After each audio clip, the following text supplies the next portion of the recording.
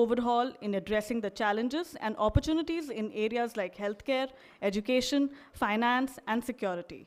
In today's session, we will explore the widespread impact of AI in these priority economic sectors.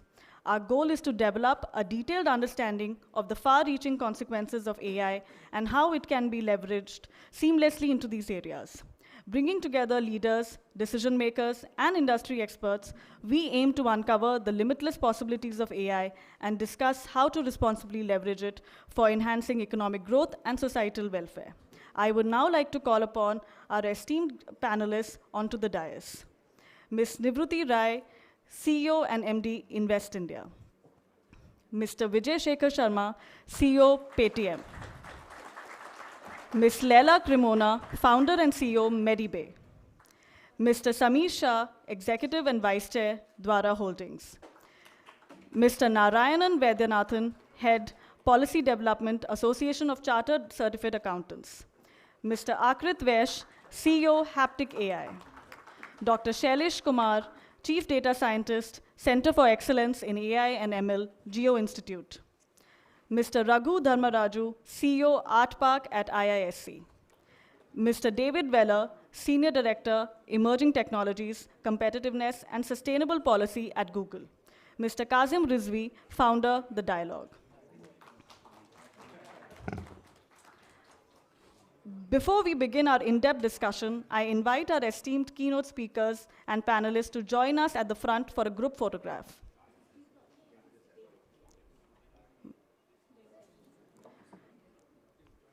Welcome, Mr. David Weller.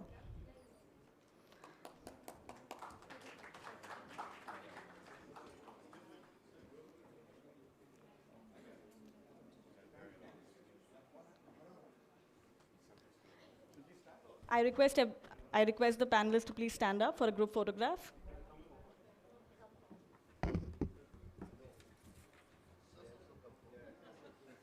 Please come forward.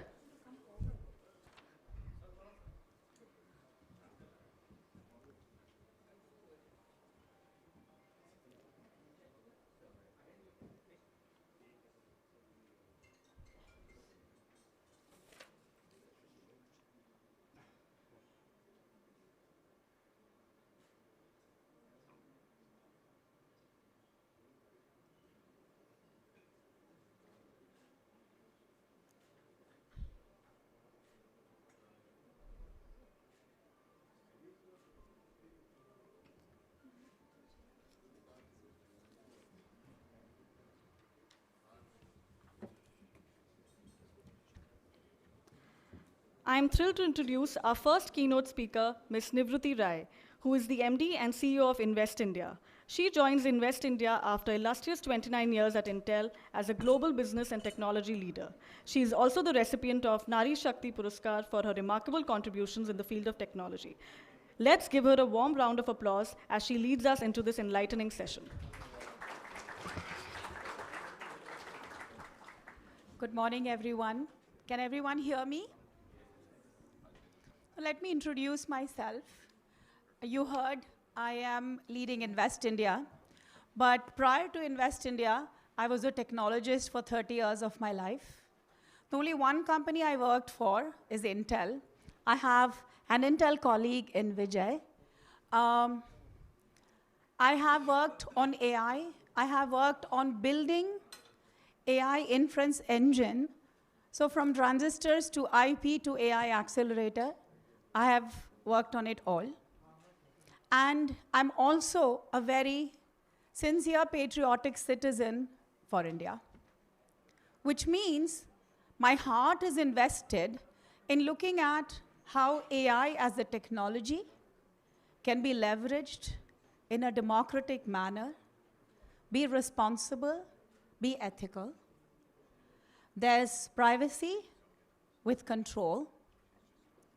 There is security with reliability. And most importantly, it is accessible and it is democratic. So it is very important, if it is democratic, if it is for population scale, we have to have the best minds working on it. And India is custodian to 18% of the world population. So it is going to play a big role. Having said that, India is synonymous to its people, 1.4 billion people. Each person is a data factory. I also must say India is synonymous to software. Now we have been building software for ourselves, whether we look at Paytm or whether we look at our own biometric identity with Aadhaar, enabling Jam Trinity with mobile phone, and enabling amazing opportunities in a democratic manner. So that's a very long introduction. But having said that, we have to look at what are the major sectors that AI can influence. And if I may get my clicker so I can use my slides. OK. It is? Thank you. So it is extremely important to look at what are those areas that AI should help in democratizing. Health is one. I have been part of 2 boards, one in a hospital, 2 in discovery of biosimilars and creating generics like insulin, making insulin from $10 to 5 cents. That was the goal of this company. So I decided to go for health as a sector to talk about AI. Now, before I talk about health, let me explain to you our human body. At a very high level, I don't mean to be a doctor, but to understand human body such that we can leverage AI and technology is absolutely essential. To just tell you that paracetamol for every pain is not the solution. So the basic building blocks of human bodies are the amino acids. There it is.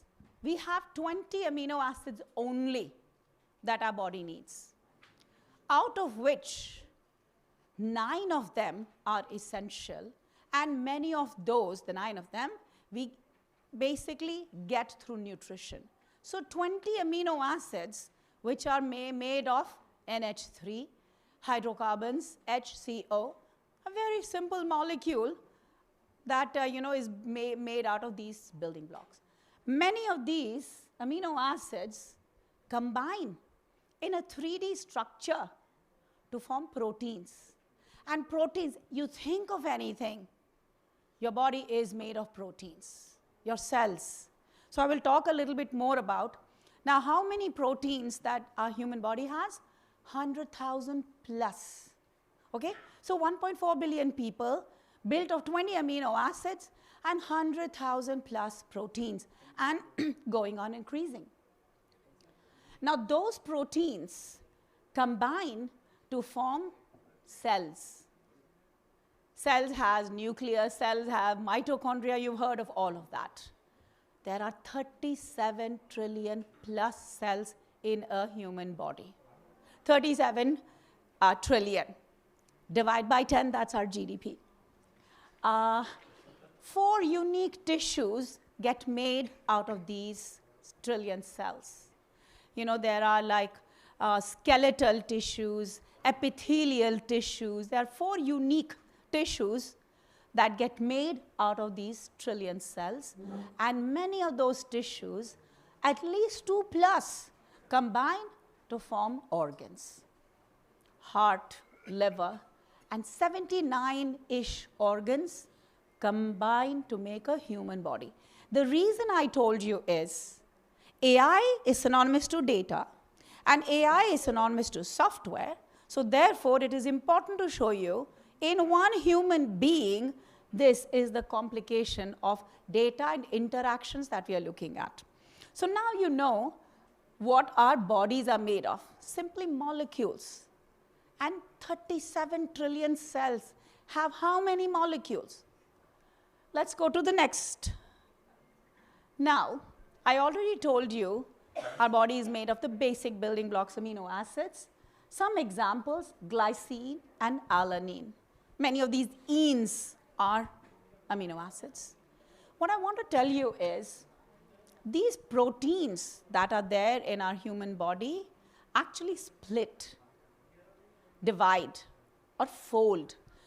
Amino acids are like a string, like a necklace.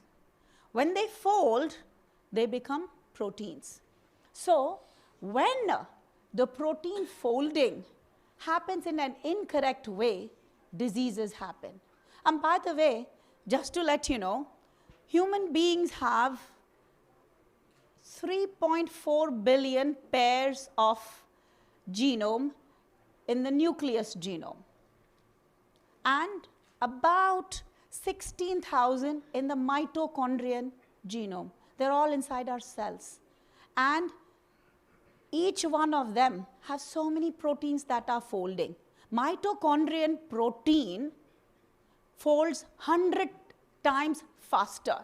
So most of the disease happens when the mitochondrial protein folds incorrectly. And one of them is cystic fibrosis that happens to us. What are some of the solutions doctors are using? Gene therapy, which basically watches out for genetic mutations. Like I said, the folding and the mutation. And then we look at the kind of study we do is amino acid metabolism and interaction study. And that's why the number is important, 1.4 billion people. And then you think of the world is 7-8 billion people. Proteins, everything is a protein. Whether it's an oxygen transmitter, hemoglobin, or a sugar monitor in our blood, insulin, everything is a protein, 100,000 plus.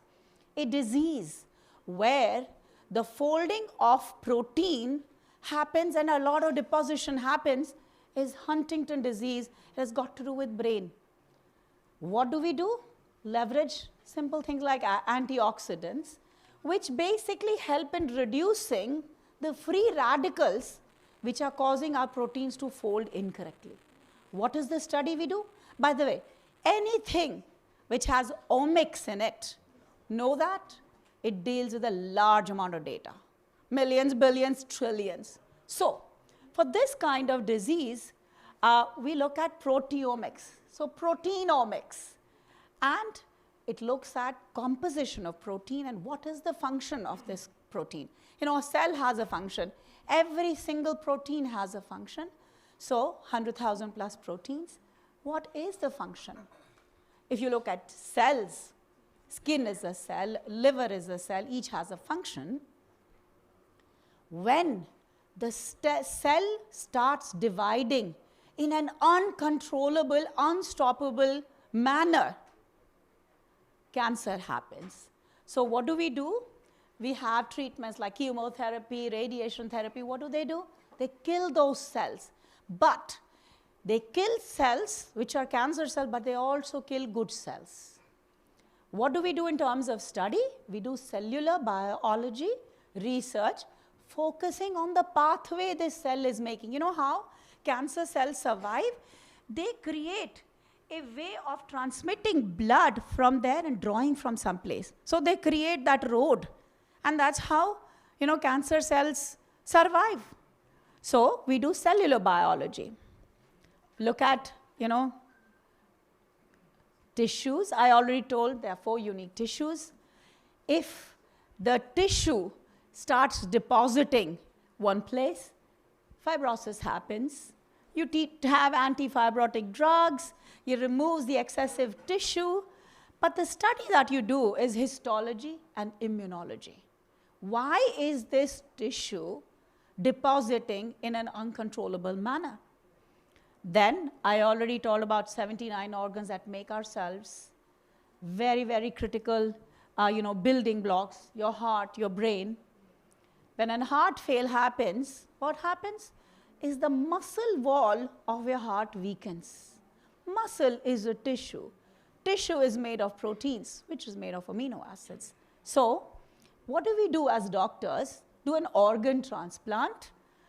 We put pacemakers and things like that.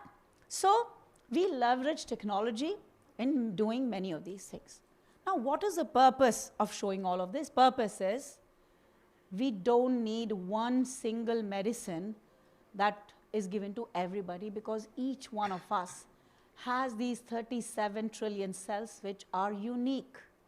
Even though 99.6% of our genome is common. The 0.4%, which is different, creates the need for us having personalized medicine. So quickly coming to what is the role that AI plays. By the way, many of you may have heard of AlphaFold. I don't know which version AlphaFold is now, 1, 2, 3, I don't know. It started in 2018. I think 2022, AlphaFold has maybe version 2 or 3. What AlphaFold does is, you know that a molecule is treated on a diseased cell. How are they treated? This molecule goes and binds. So you may have heard protein ligand. Ligand is an outside protein that goes and sticks to our diseased protein, and that's how you figure out how to address this problem, how to address this disease. So data analysis is absolutely essential.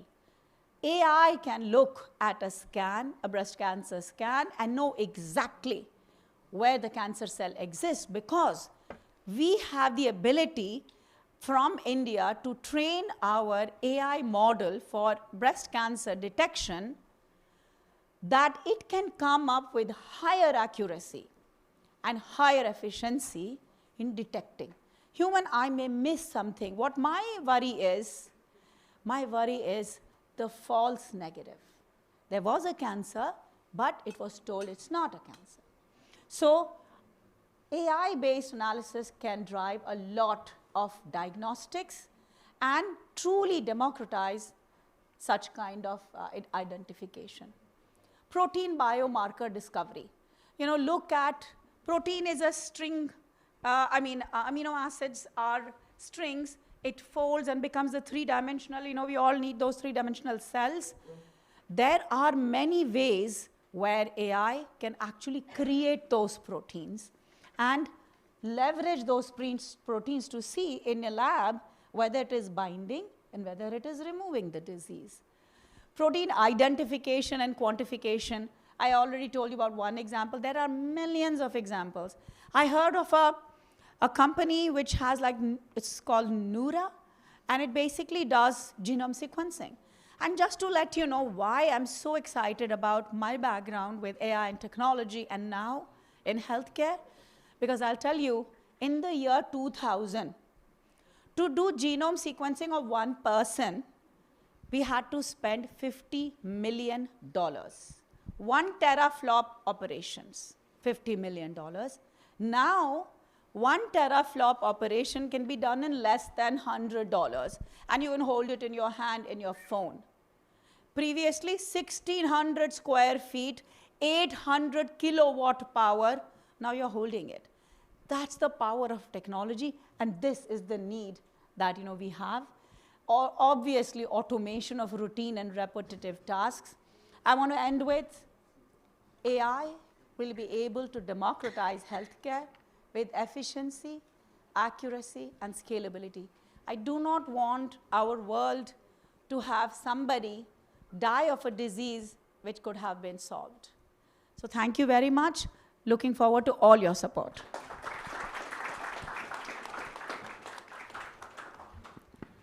Thank you, ma'am, for your thought-provoking remarks and insightful address.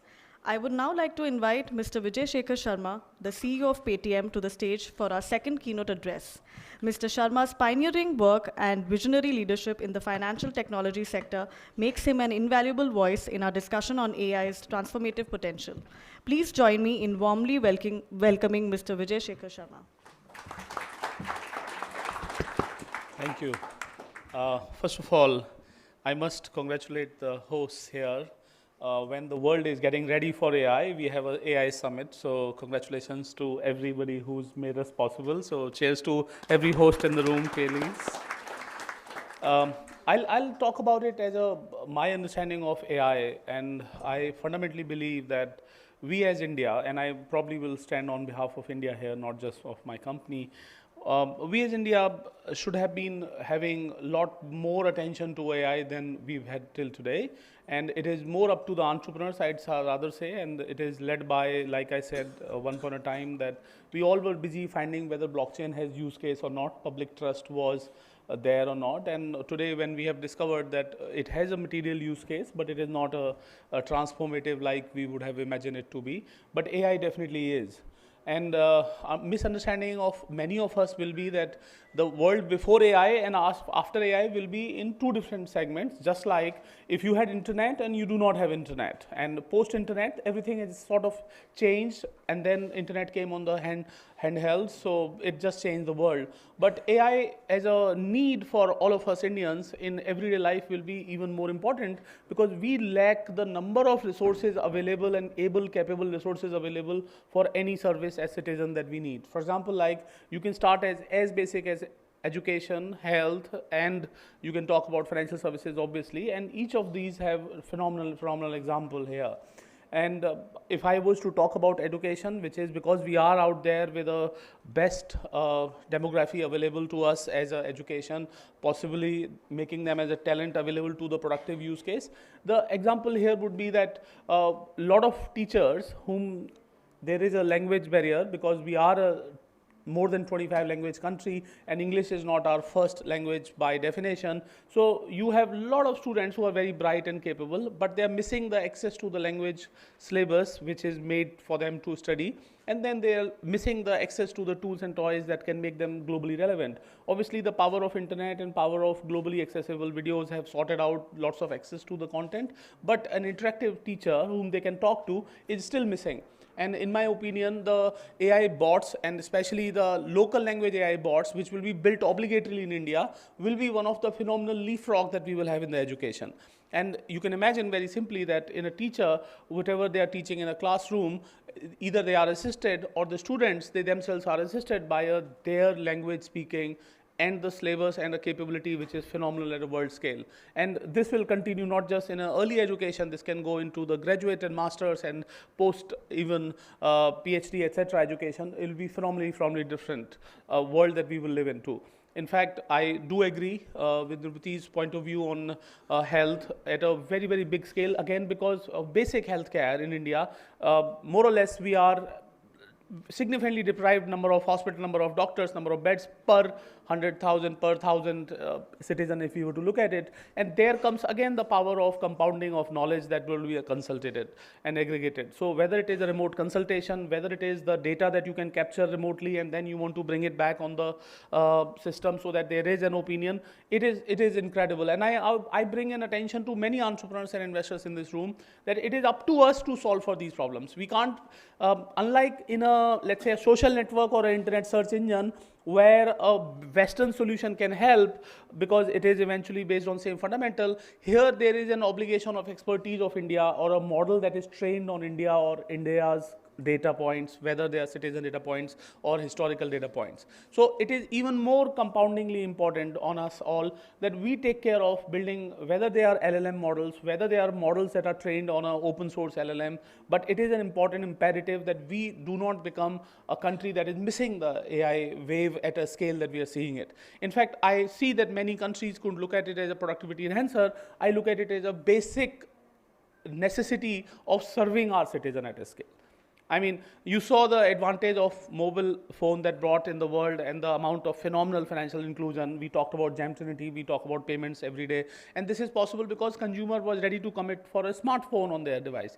And once the customers were ready with a smartphone, the system existed, and then what global example we've been able to do it. And this is exactly the call upon I call upon on us all Indians, that if everybody is committed to generate data, everybody and many governments bodies are generating tons of data, how about modeling it and giving the most intelligent assistant and trainer or a coach or a doctor or an advisor that can do it at a very phenomenal low scale. Remember, India is a frugal and still at a very dramatic scale executed well country. And this combination will probably be the lethal served using the AI. Another one of the very important public service or obligation for I'd say the priority sectors for government is farming. And in India, the farmers are the least data integrated. It mostly works on colloquial knowledge. We've seen the problems of farming, whether it is a high yield farming we start from, or to the turnaround in a the pollution generating fine paddy burning event that happened at the year end of typical in this country on the north side, because there is a high yield expectation on a turning around. AI will bring the nuances of the land, the ecology, and the kind of produce that you can build, and the demand supply gaps that we are able to fulfill. Right now, we are not able to build our farming supply chain on a specific of a region. Instead, we are trying to find out that what a common most denominator crop that we can produce, and that is what creating a little bit of concern on ecology also in the northern of India. So I not only expect AI to help our farmers to give a better yield, I also help them. AI will solve for one of the biggest gap in ecology, thanks to the farming that we have seen in India, is related to the air quality improvements out there. And finally, we all are, I would say, city dwellers in this room, and we've all seen that there is automation and signals, etc., that we know. But smart cities, which is our honorable Prime Minister's one of the big dream and big impetus towards growth in urban area, smart city project, will be able to do phenomenally well if we are able to swing even as basic as traffic lights based on the data that we have on the road. So many a times, as you know, that some traffic lights are shorter, some traffic lights are lengthier, some traffic light needs a one side more traffic, another traffic light needs this, and this all can be grid, which is powered by, again, the technology that is phenomenally done there. I normally try telling that people should treat AI as a spell check. If you were to write a letter and you did not do a spell check, you will feel, well, you can be very capable, your architecture of system can be very able, your serving can be very capable, but it is rather better to do a spell check so that you can discover if there is a missing error in grammar or a spelling out there. AI will actually act like the same for all of us in our life, and especially for government's priority sectors. If we built an incredible plan, that incredible plan needs to be reviewed using the world's compounding knowledge and capability so that it is actually serving what it is supposed to. It will also be worth tracking. I mean, I go back to education again. You know that there are tests people give, but the insights on what should the student do, what should the different amount of knowledge and kind of courses they should go into, all this is more or less a hearsay, and this would become n equal to 1 level. I am phenomenally excited, and I am phenomenally happy that our government is taking an immediate early step. Remember, LLM, whether an open source LLM made for India or made by India, and the training of the data models, training based on the models in India, will be a very key differentiator for us to have common citizen services served by government by the power of AI. Thank you so much.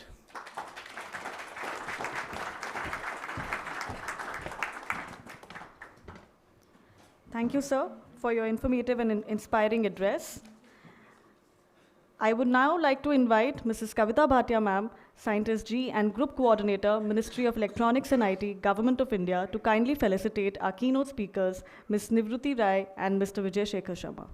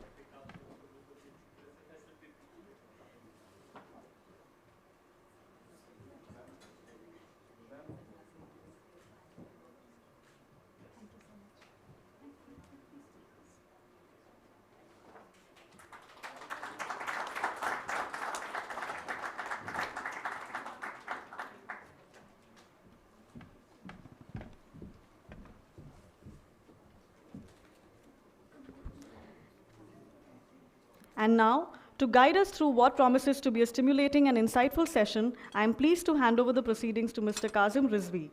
As our moderator, Mr. Rizvi's expertise and skill in steering discussions will undoubtedly enrich our understanding and exploration of the topics at hand. Mr. Rizvi, please take over. I hope I'm audible. Great. Thank you, Ananta, for the kind introduction. And I think we have around 1.5 hours of panel discussion. So I hope all of you guys can see me sitting over there. Maybe I'll just move my chair a little bit so that all of you can face me and we can all have a good discussion.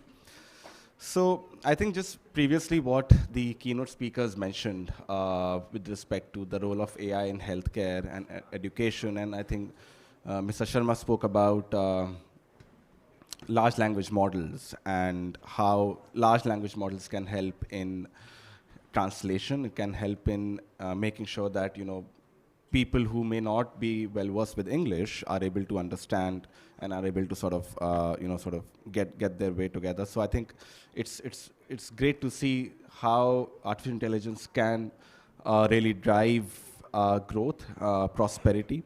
The focus for this panel is around priority sectors. So we all understand that the priority sectors are around education, around healthcare, around finance. And I think largely when we look at artificial intelligence, we've been talking about basically 3 to 4 things. How does it help in improving access to education, access to healthcare, access to quality services to the people, right? That's one of the key challenges we as a country are looking at, which is one of our key policy priorities, is to sort of connect the last mile and the unconnected, and connect them and make sure that we achieve last mile delivery, right? So that's one of the key objectives. Another is to look at how we can ensure effectiveness with respect to redressal, with respect to making sure that people are able to access these services. Using integration of AI, how do we achieve better livelihoods? How do we ensure we reach optimization of efficiency and optimal use of resources? So I just sort of wanted to give a very broad overview of what we want to sort of focus for this session. I would like to sort of start with Leila Cremona. Leila, thank you so much for coming over. And I think you just sort of arrived yesterday, if I'm not wrong. Yes. So welcome to the beautiful city of New Delhi. And it's a pleasure to talk to you on a beautiful wintry morning. And Delhi is beautiful in the winters, especially in December and January.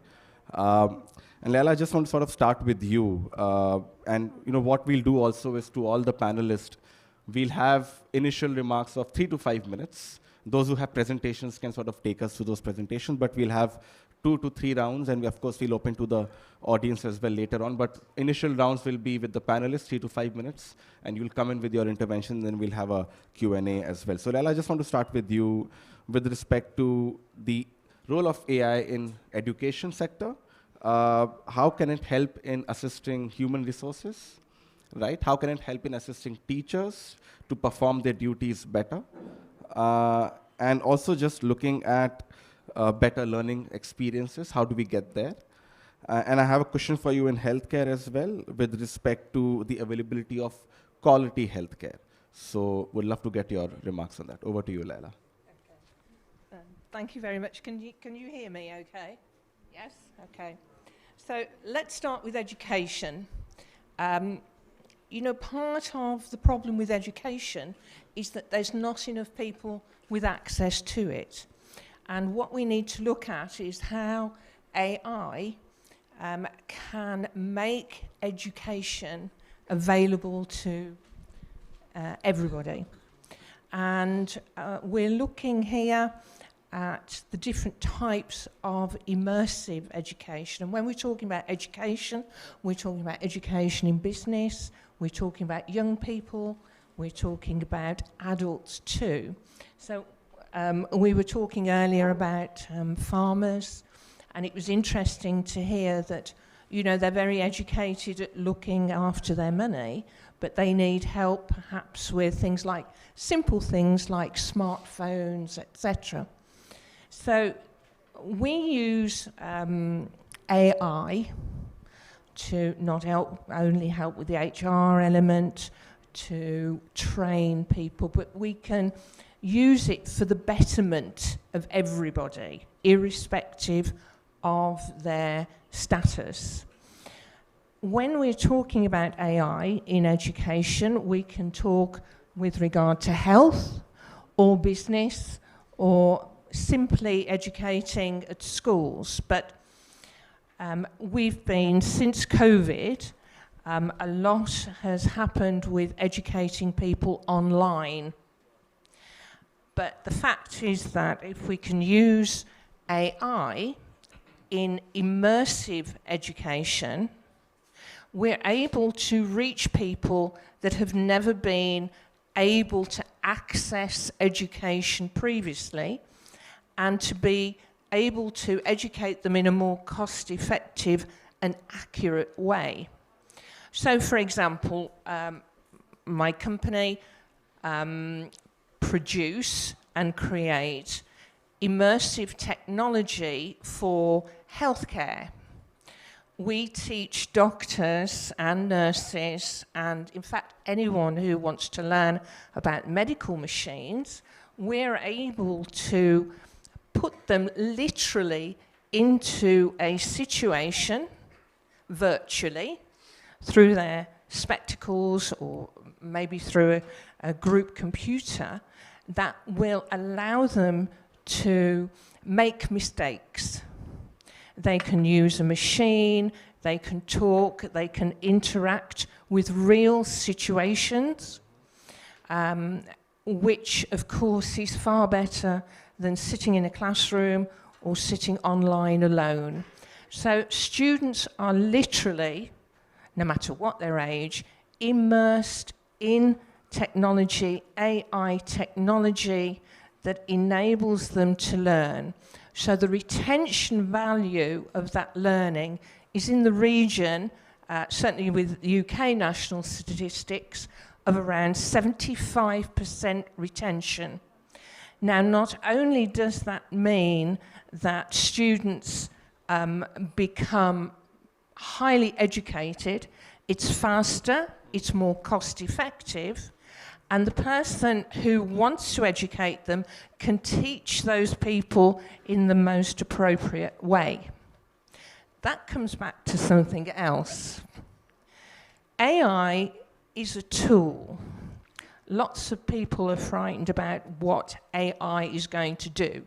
Is it going to take our jobs? Is it going to overtake the world? Are we going to suffer financially? Are people going to becoming poorer? It is a tool. AI is a tool. And I'm one of the proponents of a very strict AI policy. AI is a child. When you first get hold of it, it's like teaching a child. And as with our children, we try and teach them the good things, not the bad things. And it's up to us to regulate what is taught to AI in the same way as we would regulate what we're teaching a child or young people. If we teach good things to AI, then we haven't got to worry about it. If we teach bad things, then it's a bit of a problem. Moving on to healthcare, there are innumerous advantages in healthcare. And not only just from treatments that are available, from assessing the data that's collected, etc. It's not just data. And we have to be careful that it's not just data that we're collecting. We have to have a relationship between AI and patients. Otherwise, there's no point and it's not going to work. Now, a lot of people, again, are terrified. We use AI technology, robotics, machine automation in our facilities. And this produces accurate results very, very quickly. It helps people because, you know, you're ill, You want something doing fast. You want to be educated about what you are suffering from. You want to know the detail. And using the AI, as the mom said earlier, she went through a whole list of advantages. I'm not going to repeat them. But it's possible to get the assessments and the tests. And we're working with an Indian company at the moment in providing them with the AI, the machine automation, the robotics that they need to create a machine she's called Tamara. And she takes tests, she analyzes them within 5 minutes to an hour, depending on the test, and there's hundreds of them, and produces the results in situ. That is a huge development. If you have cancer or you have signs of cancer, you want to know very quickly. You don't want to have to wait. And when you're looking at new technology now, look at the new DNA tests that can actually identify through AI whether and actually whereabouts in your body you may be suffering from a cancer.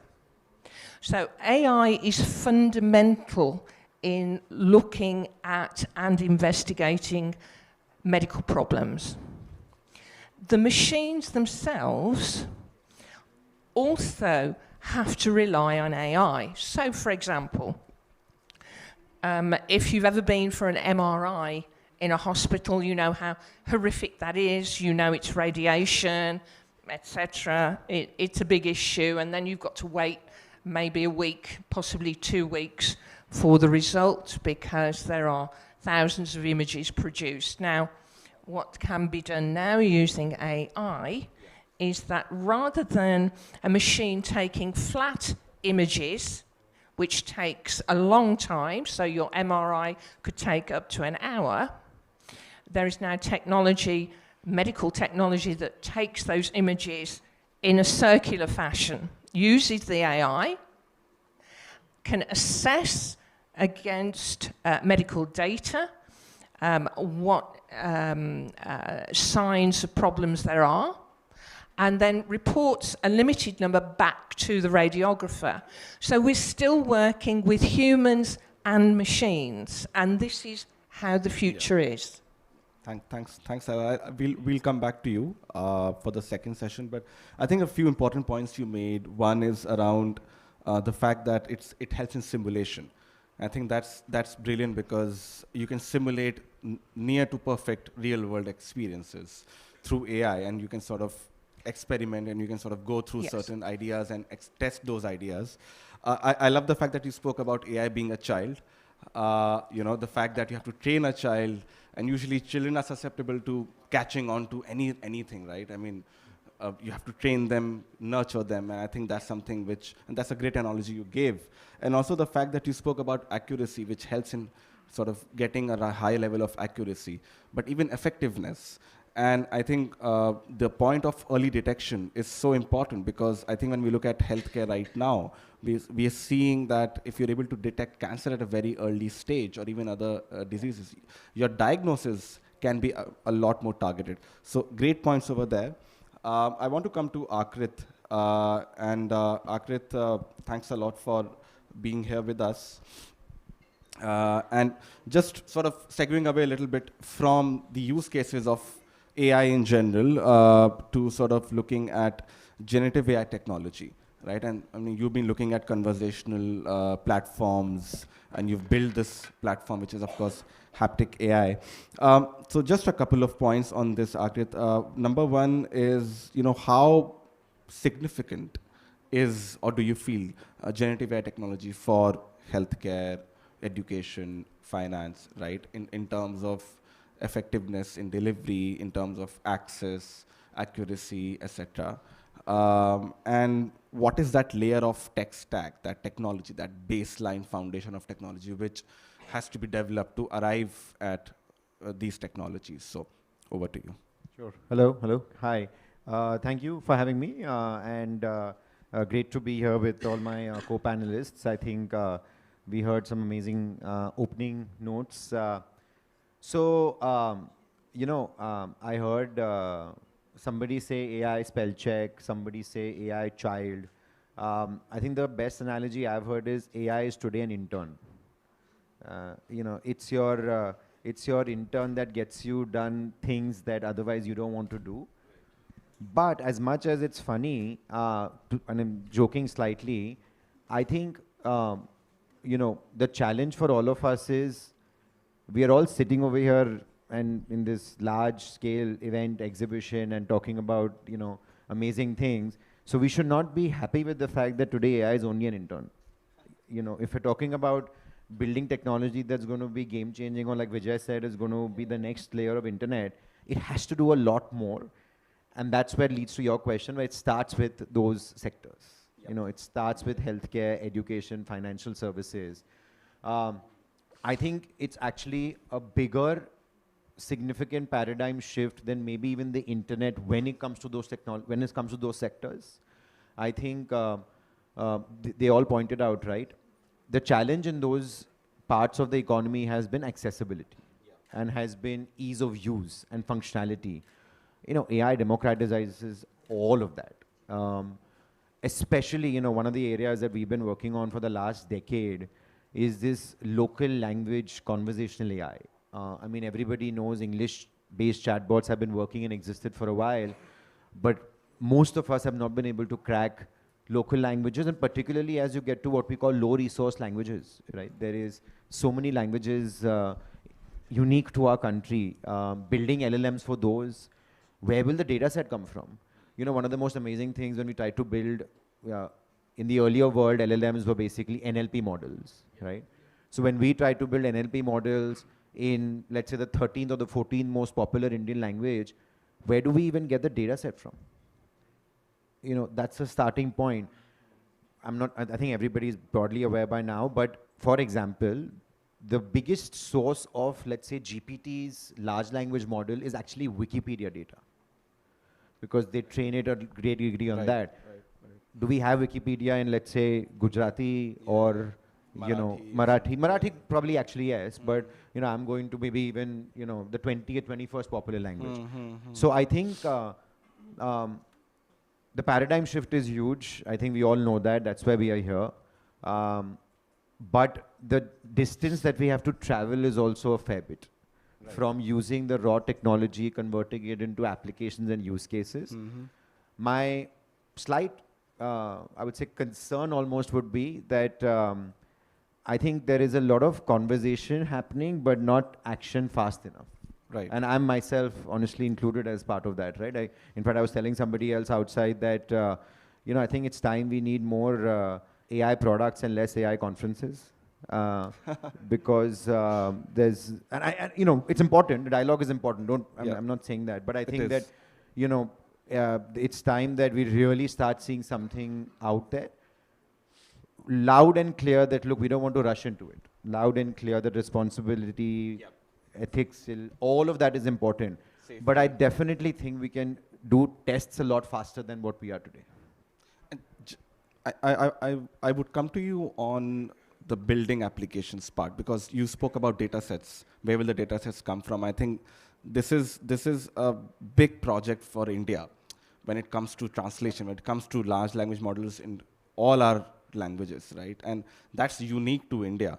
And I think, people like you and others who are involved, have a great role to play when it comes to building these large language models, especially for languages where you may not have that amount of data set available. So how do you build that up so that you can have chatbots in different languages? You can help people who do not understand English to sort of converse. I think that's going to be remarkable, because their ability to read, write will be significantly transformed, and their ability to access services will also be significantly transformed. So we'll come to that point.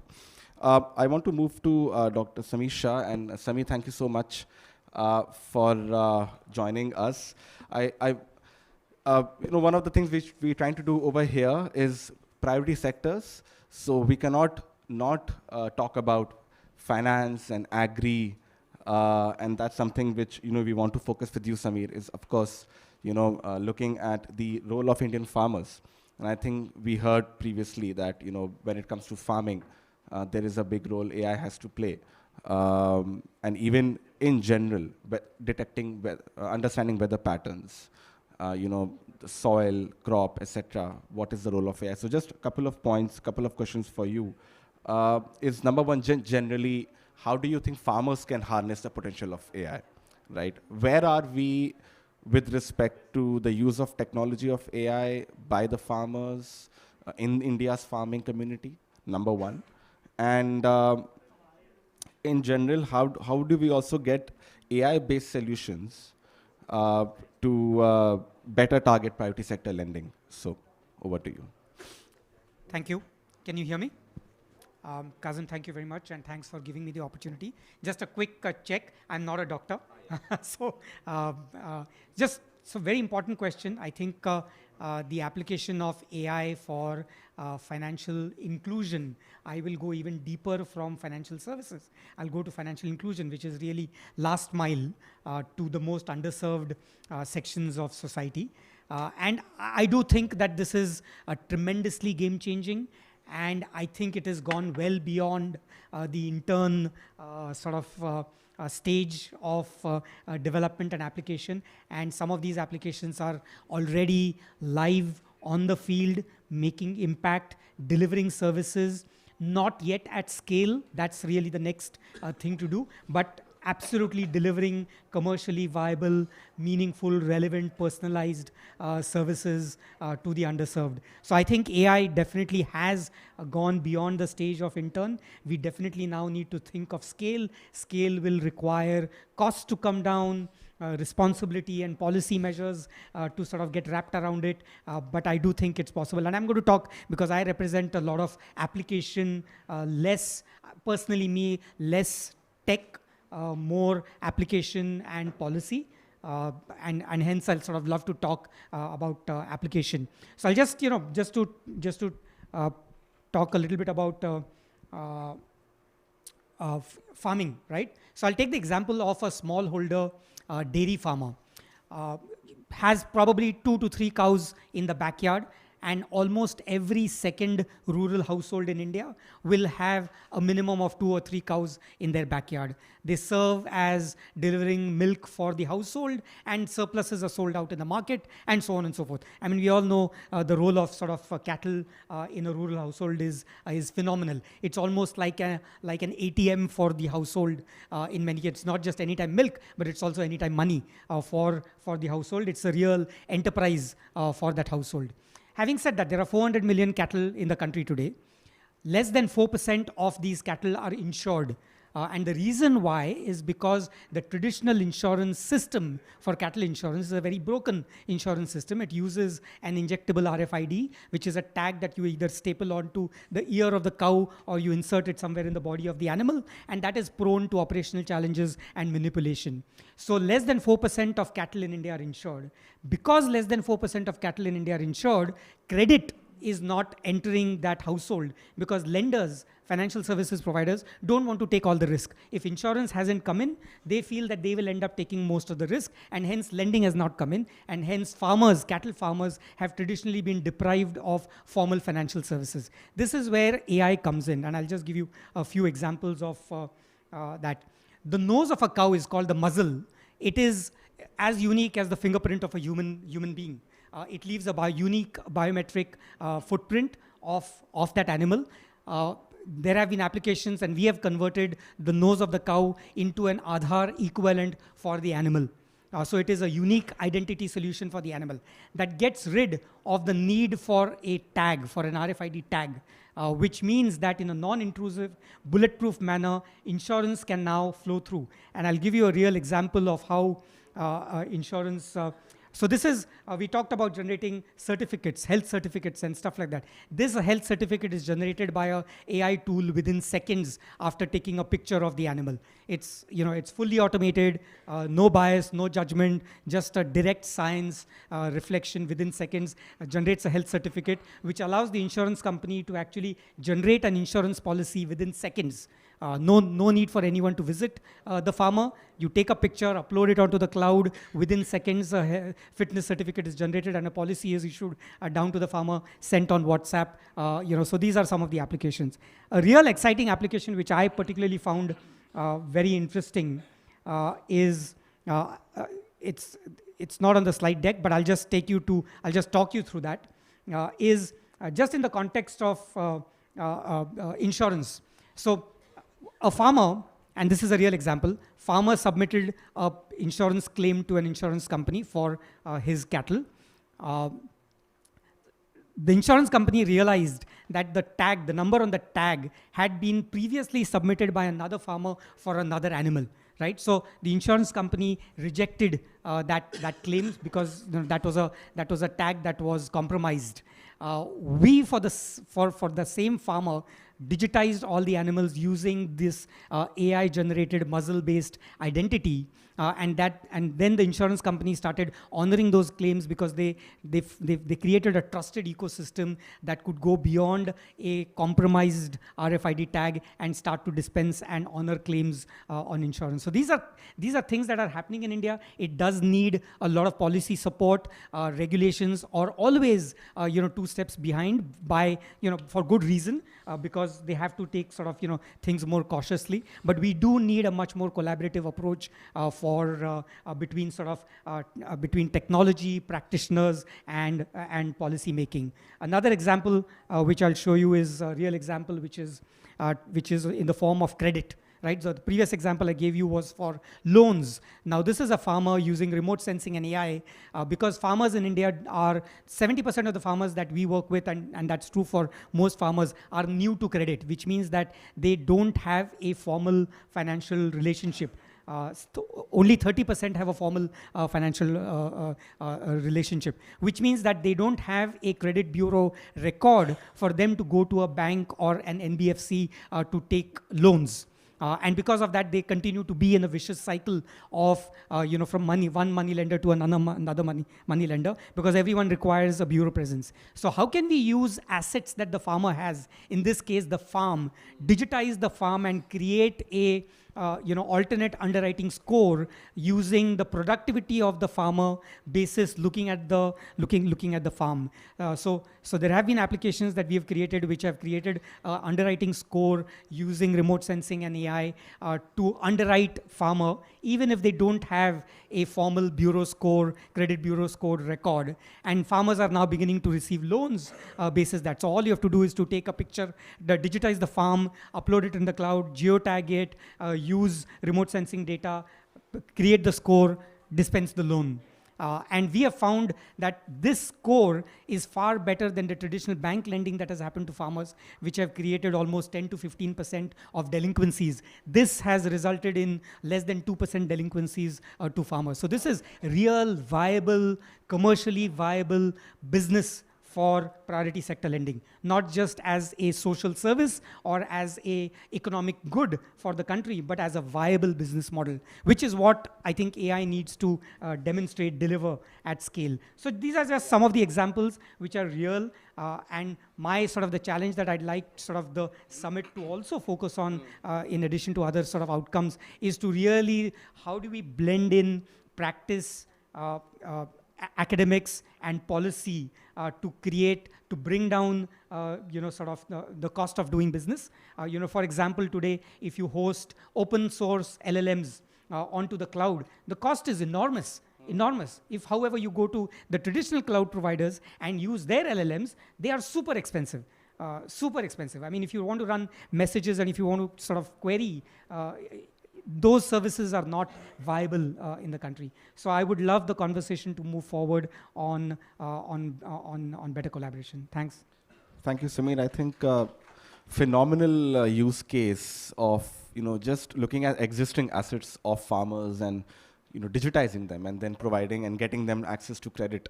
And I think this is exactly what we've been also trying to talk about, right? Is how AI is just bringing together the existing aspects of different sectors and enabling growth and enabling one level or two layer of growth, of effective delivery. And I think in this case, when we sort of just speaking about farmers, already it exists. I mean, you have the cattle, you have the farms. What can technology do to just bring it all together and provide them, credit which they didn't have previously access to? I think to your point of, multi-stakeholder collaboration and sort of bringing policymakers together and technologists together, I think one of the focus for this conference also is to look at how we can make sure that we democratize the use of AI, we reduce the entry barriers, we make it more cost effective as well. So definitely that will be the focus of the discussion. But I want to go to now Narayan Vaidyanathan. Narayan, thank you so much for listening in. And we would like to come to you. We will look at the policy ethical discussion in the second round. So initially what I want you to focus a little bit on is just sort of take us through your sector, which is accountancy and finance, right? And what's the role of AI in accountancy, finance, how it's improving growth and how it's sort of just helping more effective approaches. So over to you. Thank you, Kazim. You guys can hear me, right? So first of all, thank you to all of the other speakers so far, because I think I've learned a huge amount just listening to everybody else. I think the first thing to say is the sector that I represent is at the intersection of accountancy and finance and education. I work for a body called the Association of Chartered Certified Accountants. So we train accountancy and finance professionals.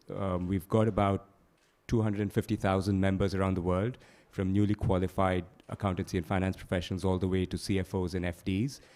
And we've got about 500,000 students in training globally around the world. So we operate in about 180 countries around the world, including India. I think the thing to say, most of all, is that we operate within this idea of trying to promote global standards. I think the AI conversation does require a degree of interoperability, or will benefit from it if it's possible and feasible. And our view is very much where we see good practices or good things that we see in one part of the world, we try to share that in other parts of the world. We operate in the public interest, so we're not a straightforward commercial product sale. So our perspective is a little different for that reason, and we come very much at the angle that the AI conversation cannot be just about technologists, because if you want to scale AI in any organization, you're going to need someone who's like a CFO or an FD or someone like that to get involved and to actually procure that technology into their organization, and to have systems in place to be able to manage and risk manage the adoption of that technology. So that's where we are coming from in terms of widening the conversation, learning very much from the technologists, but also bringing a broader pool of people into this discussion. In relation to how we see use cases and how we see, so for us, we very much come at this from a very simple, practical point of view. So if you think about traditional solutions or discriminatory AI or the older versions, the sort of things that we see tends to be very, very useful is where there's an existing, somebody was talking about data sets, et cetera. When you think about consolidation of financial statements, for example, there are some fairly repetitive, fairly clear norms around how you do it across a large organization with subsidiaries in different parts of the world, et cetera, et cetera.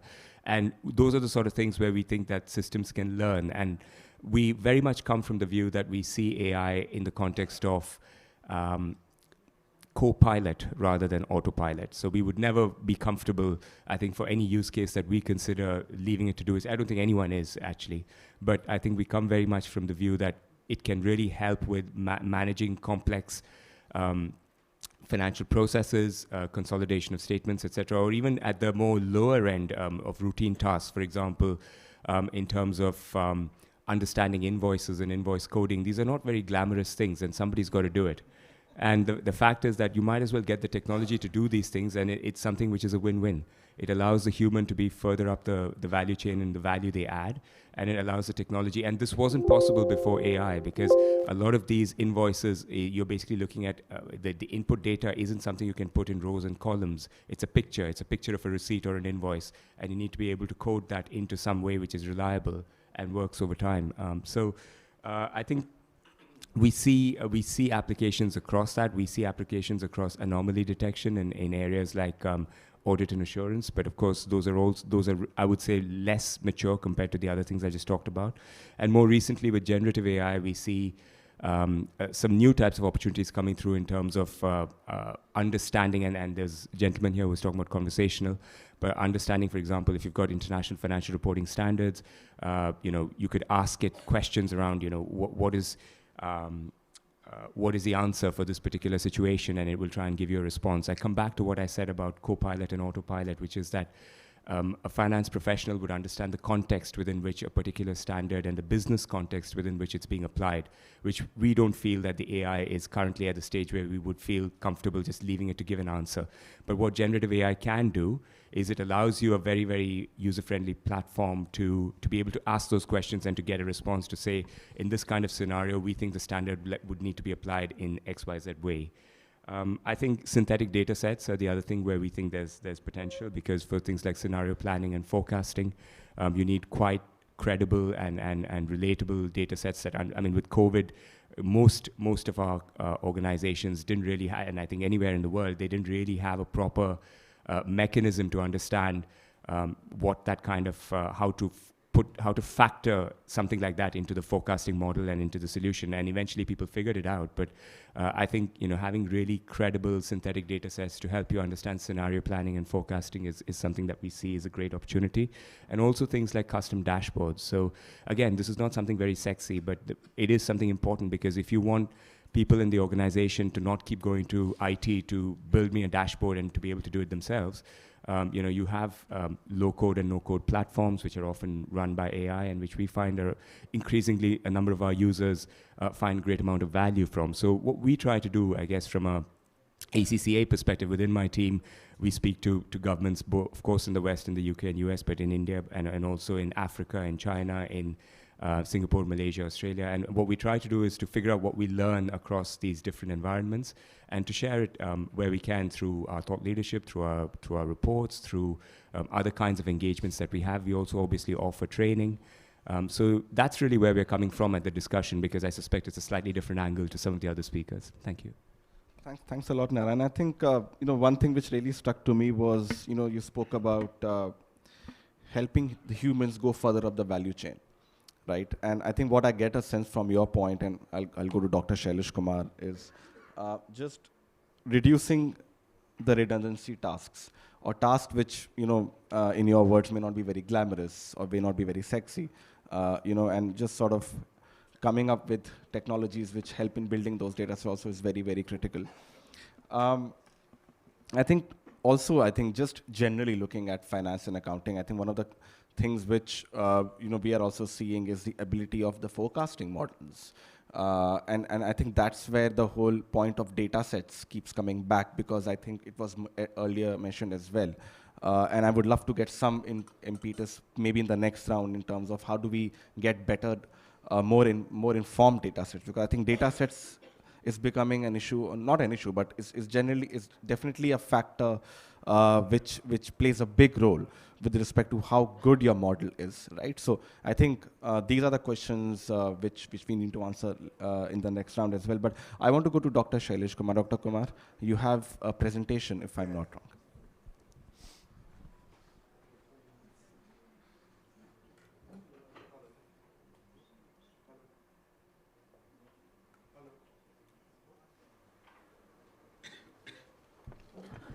Hello? Yeah, okay, great. So how many of you have heard of the company called Chai Point? Anybody? Chai Point. So they have a tagline which I really liked. It said, India runs on chai. And from there, I realized we need a different tagline now, which is Bharat runs on AI. Okay?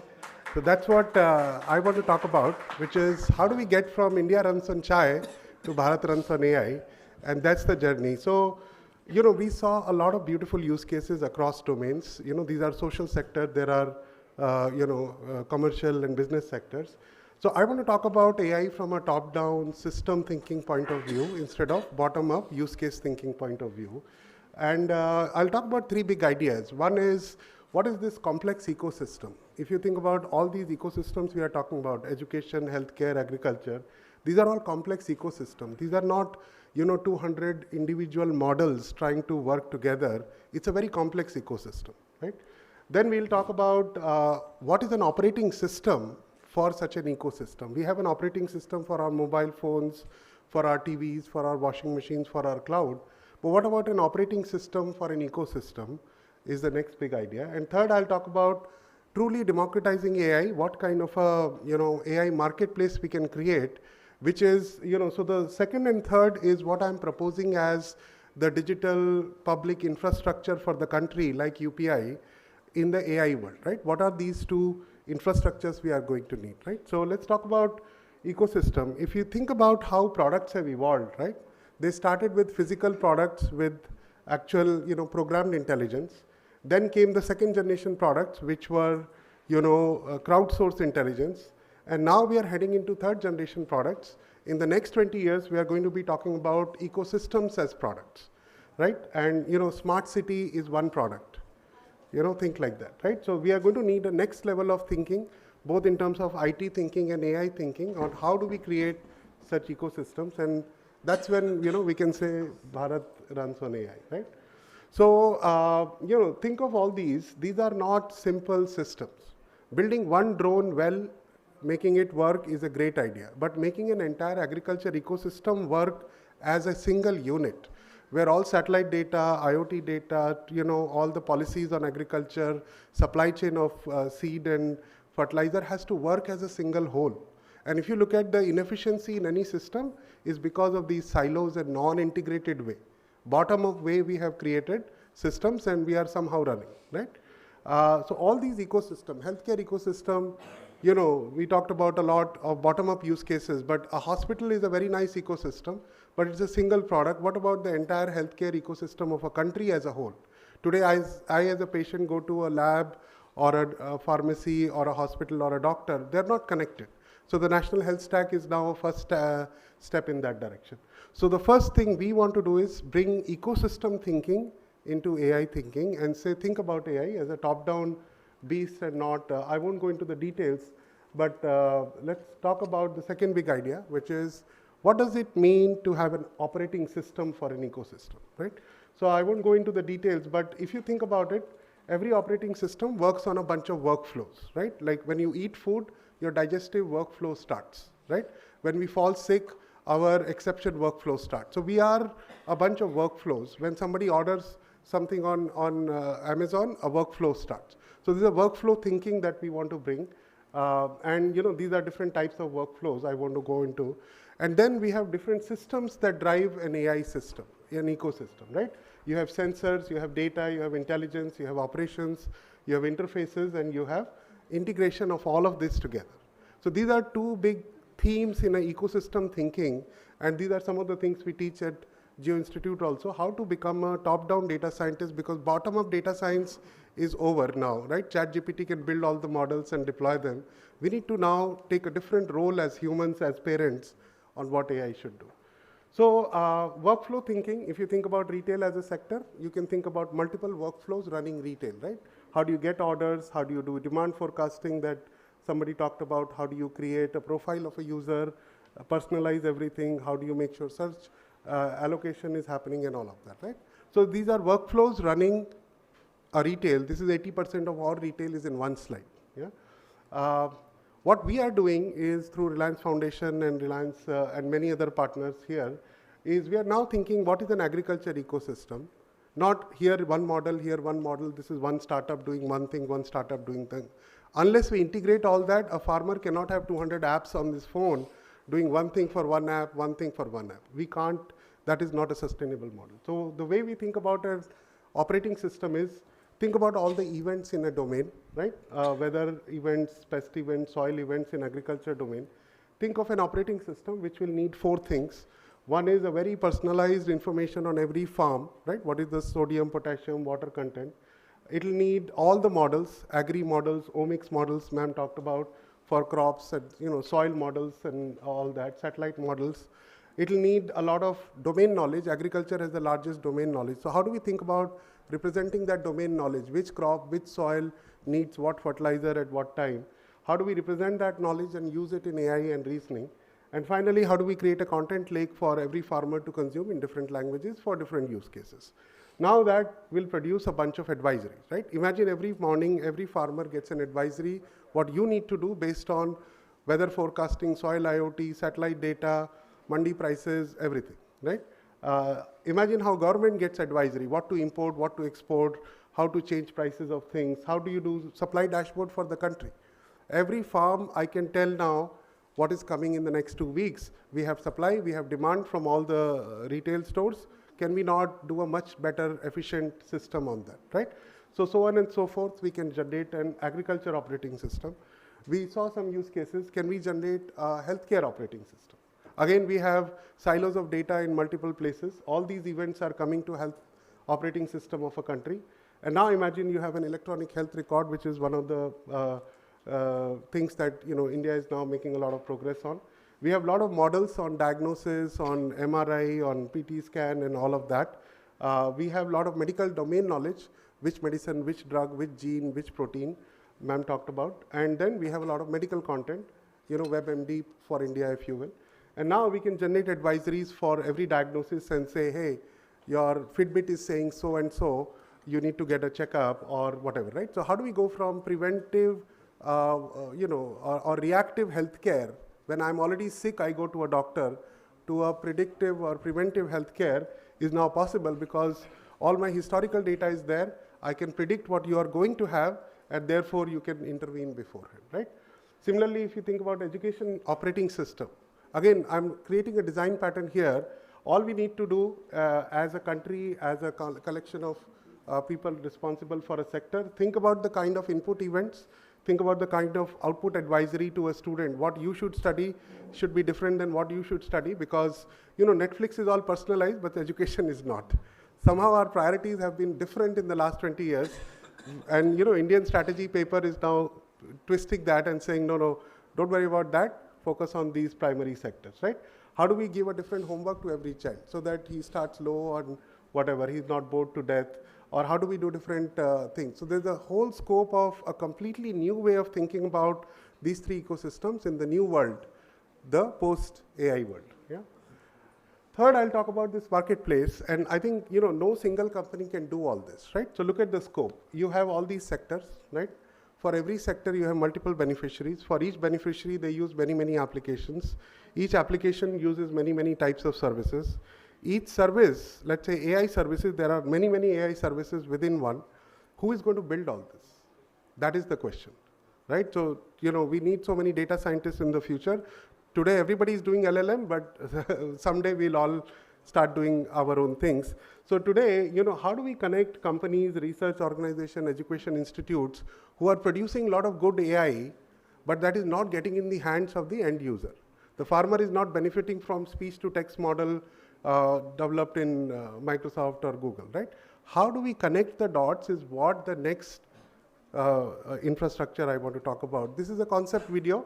Imagine that somebody in Kerala built a Machli app for fishermen, and he wants to give them advisory on where to go and not to go because of weather.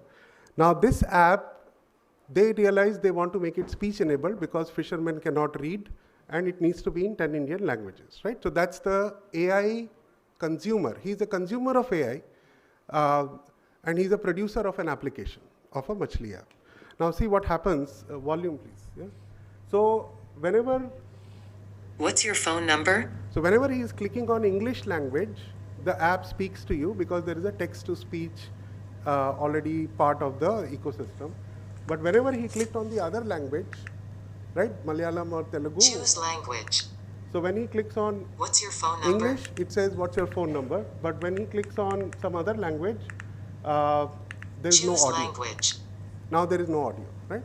So he's a consumer of AI. He wants a text-to-speech model in 10 Indian languages. Now imagine somebody else in the country, somewhere. He has no idea that this app exists. He goes to a website and says, I'm an expert in text-to-speech model in Indian languages. My favorite language is so-and-so. I will only upload my model into this system. And with a few clicks, let's say somebody uploads a model. He has no idea that this guy exists, right? And now he's uploaded his Telugu text-to-speech model, IIT Hyderabad guy. And Me phone number? Now suddenly this app is speech enabled on the other side. That is the possibility that we want to talk about. Yeah. So the idea is, like when I eat food here, I don't know or need to know who the farmer was who produced the potato and the tomato. Similarly, the person who produced AI and the producer, I don't know my driver in taxi, right? This is Uberization. So marketplaces create such amazing ecosystem, and this is one of the most important ecosystem we need to create as a country. So I'll just leave you with that, and then we'll let the discussion go. But I think all these things are going to be needed. Digitization of a lot of data we talked about. Automation of everything that should be automated is important. Making everything intelligent is important, means continuously improving. Democratization we talked about. How do you bring producers and consumers of AI together? It will create a new economy, because now I don't need to work for a company. I can upload my model and the platform pays for it, because my model is so good, hundreds of applications are using it, right? And inclusion is very important. Speech inclusion we talked about earlier in languages. Personalization of everything, and how do we build trust is one of the areas that we'll discuss more. So I'll leave you with that. Thank you. Yeah, thank you. Thank you so much, Dr. Kumar. I think what I really picked up was the Bharat AI stack, sort of connecting all the dots together, connecting the developers from the end users to the creators, and also different industries and different stakeholders who will benefit from it. I would love to see how this progresses. Definitely very exciting. I think the use cases you spoke about, and just looking at the layer which you sort of discussed. Just one question, sir, if you may. I think when we are looking at AI and we're talking about technology, being developed all across the globe, for India to be a leader in this sector, what is it that we need to do in terms of just connecting all the dots? I think the ecosystem intelligence approach is really great, remarkable, because you're bringing in different aspects together, suppliers, demand, and then different stakeholders from accessing it, developers as well, and the large industries as well. But how can we build a system where we're able to export the technology globally? So, yeah, so I think, hello. So I think one is the talent, right? A lot of our talent is moving out, so we need to make sure we have a lot of AI talent in the country. Second is infrastructures like these will help people immediately monetize their models. Third is we need to standardize everything. Today my speech to text API call between Google, if I do, and Microsoft are not same. The parameters are different, the naming convention. If you look at 5G, 6G, how are they working across the world? Standardization. These are standards. So we need a standardization of AI for every service. Right. That's a very important thing for interoperability. And then availability of data. And see, AI is one of those catch-22 things. If you start using it, you will generate more data, then your AI will improve, then more people will use it, then you'll get more data. So we need to break that cycle of data we are all talking about. And unless we put out something, however, not perfect, we will not start breaking that cycle, right? So imagine if this platform is there, millions of farmers are now starting to take pictures and getting pesticide on their door through the ecosystem. We are generating data now, right? Yeah. Instead of simulating or augmenting data, we will have real data. And I keep telling that, India will benefit from AI a lot, but I think AI will benefit from India a lot more, given our use cases and diversity and volume of data. Even genomic data is so diverse here, you can, go and do a lot of analysis. And I feel the demographic dividend plays to our advantage, because that helps us to generate a lot more data than, other countries could. But I love the point of standardization. I'd probably come back to you if we have time on standards, and would these be global standards which countries would have to adhere to. But Raghu, I want to come to you. Thank you so much for patiently listening to all the speakers. I understand, do you have a presentation which you want to sort of showcase very quickly, and then we can get involved?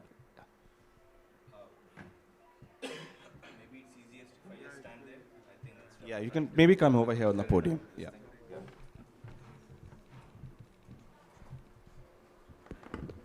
All right, I'll keep this short. I think all the speakers set this up well for me already.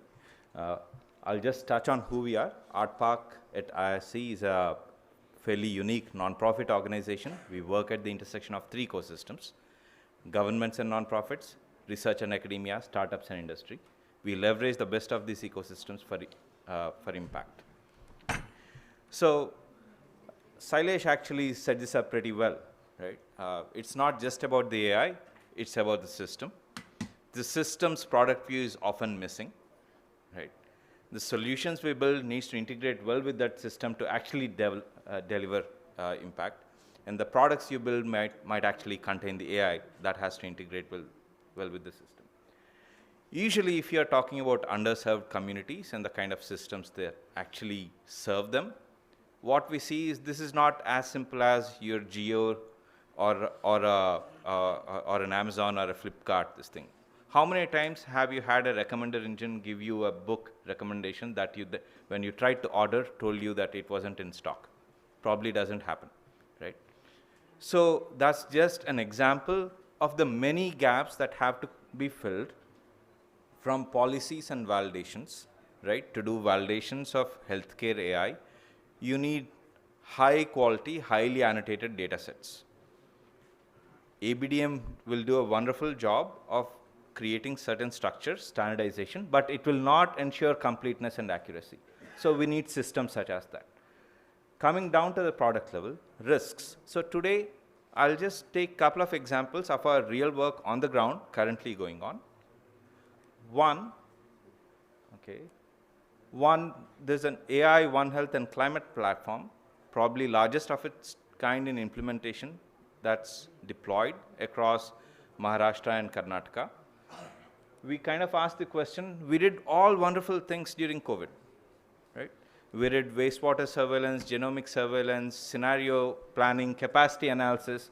How do we really embed that into the systems? Because whether you say One Health, whether you say pandemic prevention, whether you say disaster management, broadly the sort of tools and systems required are same. But how do you actually implement them? Because it's not plug and play products. So we created this thing called Data Science Innovation Hub with support from the PSA's office and the Rockefeller Foundation. And we built today, if you come to our booth, P9 between Google and Microsoft's booths, please check us out.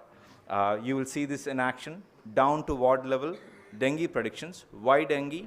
It is a climate sensitive, infectious, endemic disease that the systems have to deal with every day, and hence, you are able to build muscle by building this system. Right. So in the way we do that is we work with many stakeholders, many data types, and many researchers and innovators. And these are just some of the institutions collaborating with us, right? And this is live, being used down to the ASHA level workers in these geographies. And this is possible because we take a very holistic approach to not just look at the AI, but many other things that need to happen. This was work done in roughly 8 months' time, right? Another example with Arman, it's an amazing nonprofit organization, manages M-Health programs for the country. In the LLM storm, we asked, how do we really bring that power to the frontline health workers? Right. Again, a couple of things I'll call out. It's not about the LLM, it's about the use case. Often we jump to decision support. There are many risks there due to which we said that's not what we are going to start with. We're going to start with lower risk, but still high impact use cases. We don't have the time to go into nuances here, but some things, for example, just the language itself, right? You see here typos in Telugu written in English, typos in Telugu, typos in English, and typos in English written in Telugu, right? And audio and text queries are separate, messages are split. So you have to think deeply. So there are 1,000 things outside of AI that actually impacts what AI you build and what use cases you're actually going to launch, right? So I thought I'll just bring out some of these elements. And of course, we are borrowing from the DPI, Digital Public Infrastructure playbook, as we build these assets and work with the ecosystem. With that, thank you. Thank you so much, Raghu. Maybe a question for you as well, before we sort of go to David. Just sort of talking about population level interventions, Raghu. So just want to get your perspective on the integration of AI in healthcare and climate ecosystem to sort of bring in population level interventions. So over to you on that. Sure. Are you able to hear me? Yeah. A lot of it is bringing data from many sources together. Just a second. I think the audio is... yeah. A lot of it is bringing data from many sources together. Yeah. That requires working across many stakeholders to create a shared understanding. So what we have learned from our work is, 50% of the work is in actually creating shared understanding, right? 40% of the work is understanding all the workflows, right? 10% is in tech, and out of the 10%, maybe 30%, is where the real AI stuff comes in, and out of the 30%, 90% is data, right? So AI is the last little bit that really comes down to it. So that, to me, so if you say climate, health, etc., we have data coming from IMD, we have data coming in from India Institute of And these are accurate data sets, right? I mean, this is live data. So what we saw, dengue outbreak prediction that's there, that's because so many institutions are giving us live data, right? And so many institutions are consuming at the other end, and so many institutions are actually using that platform. It's just not my computational epidemiologists, top computational epidemiologists across the country who after COVID went back to their research silos, are now collaborating to actually serve multiple stakeholders. Right. I think this is the model we'll have to think of. I think one key emerging theme from this discussion is around the availability of data sets and the availability of accurate data sets which can help us scale the model. So we'll come back to Akrit, Dr. Kumar, Leila, all of you to just focus a little bit more on that, and also a little bit on ethical parts, because I think we have half an hour to go. We will open the floor to the audience. We'll give you all around 15 minutes. So we have around 15 more minutes. David, you're the only one who hasn't spoken anything and been very patiently listening. I think you've been listening for the last 1.5 hours. So there's a lot of data you have collected by listening to all of us. So have I. But I want to move the discussion a little bit towards policy and regulation, and I want to sort of kickstart that with you, with the role of governments, right? I mean, we haven't spoken about governments. And I think, when we're looking at regulation, I don't want to sort of emphasize on that, but we've seen the EU coming up with the AI Act. The US recently passed the executive order on safe and secure trustworthy AI. We've seen the UK deliver its safety summit recently. They don't want to come up with any regulation yet. They want the industry to grow. So different governments are looking at it differently in terms of regulating it. But to you, what I want to understand is, what is the role of governments in general to help in the penetration of AI in some of these key sectors, and what can be done more to harness that? So over to you. Great. Thanks, Kazem, and great to be here with you all. I was a little late at the beginning. Google Maps is excellent, but we need deeper integration with this conference, at least for me. But it's great to be here. Look, one of the beauties of being last and the downsides of being last is most things have been said. And I couldn't agree more with almost everything that I heard. One interesting point often in these conversations is what metaphors people use. And we've heard a couple today, that AI is a child, AI is a tutor, AI is an intern, is the other, and AI is a tool. And I like to think of AI really as an engine. I think that's one of the best analogies, and the internal combustion engine. And I think what often gets lost in the policy conversations is that AI in a way is agnostic, right? It is a multiplier across so many different areas and fields, in the social sector and the economic sector and so on and so forth. And that's often lost. And I think what's wonderful about this panel, and I'll transition to the government role in a second, is most of the conversation globally now around AI has been along two vectors, right? One is the focus on risk. And there are certainly important risks to be dealt with in AI, and it's good that we're dealing and having robust conversations about those. And then the second is sort of abstract discussions about the usefulness of the technology and how it's going to solve different issues. I think what we've heard across this morning is really what's important about AI is how AI is going to change people's lives and solve people's problems in very specific ways. And I think it brings out another element to this kind of risk conversation that we're seeing globally, that a really important risk that we all need to grapple with is the risk of not developing and deploying these technologies. And so I think that's something that I know GPAI is very focused on in sort of the global south part of the conversation. You know, when I think about government enablement, I think about really three pieces, right? One is sort of the infrastructure and innovation that needs to be enabled. The second is ensuring that our workers and workforces all can benefit.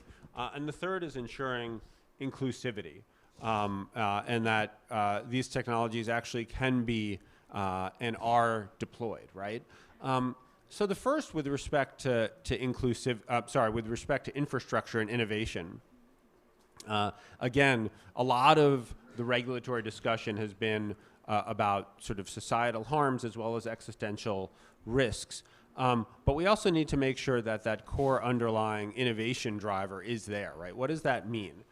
It means ensuring access to data. There's been a lot of talk about data, and government policy across various different areas will mean whether data is available or not, right? We talked about the power of language, right? How is how are models right now? Google Translate, I think, supports something like 19 different Indian languages. We're aiming for 100 plus. One of the issues was the discussion of data sets. So we are actually partnering with IIS on a project across all 700 plus districts in India to help sort of collect open source audio sets of different Indic languages, so that we and others can train on them, and we're making that available. So government has an important role to that. If government sort of keeps data sets closed, if others in private sector keep data sets closed, we can't all learn from it. Privacy policies. In some parts of the world, you see privacy policies that aren't actually focused on harm, but say any personal information that happens to be out on the web, one can't learn from, even if it's out there publicly. Well, what does that mean when you're trying to learn and train models, right? So those are two examples. Another is compute resources, right? And ensuring that researchers, small businesses, others have access to compute resources and working in a public-private partnership for that. The second, and finally, just with respect to data access, and it's hard to remember because it's been a long morning, but our very first speaker talked about the incredible promise of AI in medicine, and talked about AlphaFold, which was this amazing development by Google DeepMind research project over several years. I'm sure many of you are familiar with it, which focused on the exact problem that Madam Rai was talking about, which is the folding of proteins, right? And you can look at an amino acid sequence, but it can be infinite number of folds. And up to now, it would take a PhD, something like their dissertation, to figure out the fold of one protein. Through advanced data sets and advanced AI models, right, Google DeepMind was able to correctly map and predict the structure of pretty much all proteins, 200 million proteins. And these are being used by more than 1 million biologists around the world to help develop cancer treatments, malaria vaccines, many other amazing scientific breakthroughs. Why was DeepMind able to do that? One reason was when the human genome was sequenced. We had other sequencing projects. Those data sets were made publicly available, so people could learn from them. Imagine if they weren't, right? So policy is super important there. Second broad category is worker training, right? And this plays differently in different parts of the world, but certainly making sure that workers are able to take advantage of of AI, making sure that students have the right training. And I will acknowledge something up front. We have a lot of unknowns here. I don't think anyone has a very good idea 10 years from now what exactly are going to be the right skills in the workforce given the way that AI is going to augment. We have some idea, so we need to understand that more, and we need to work on training issues. And then the third is inclusivity.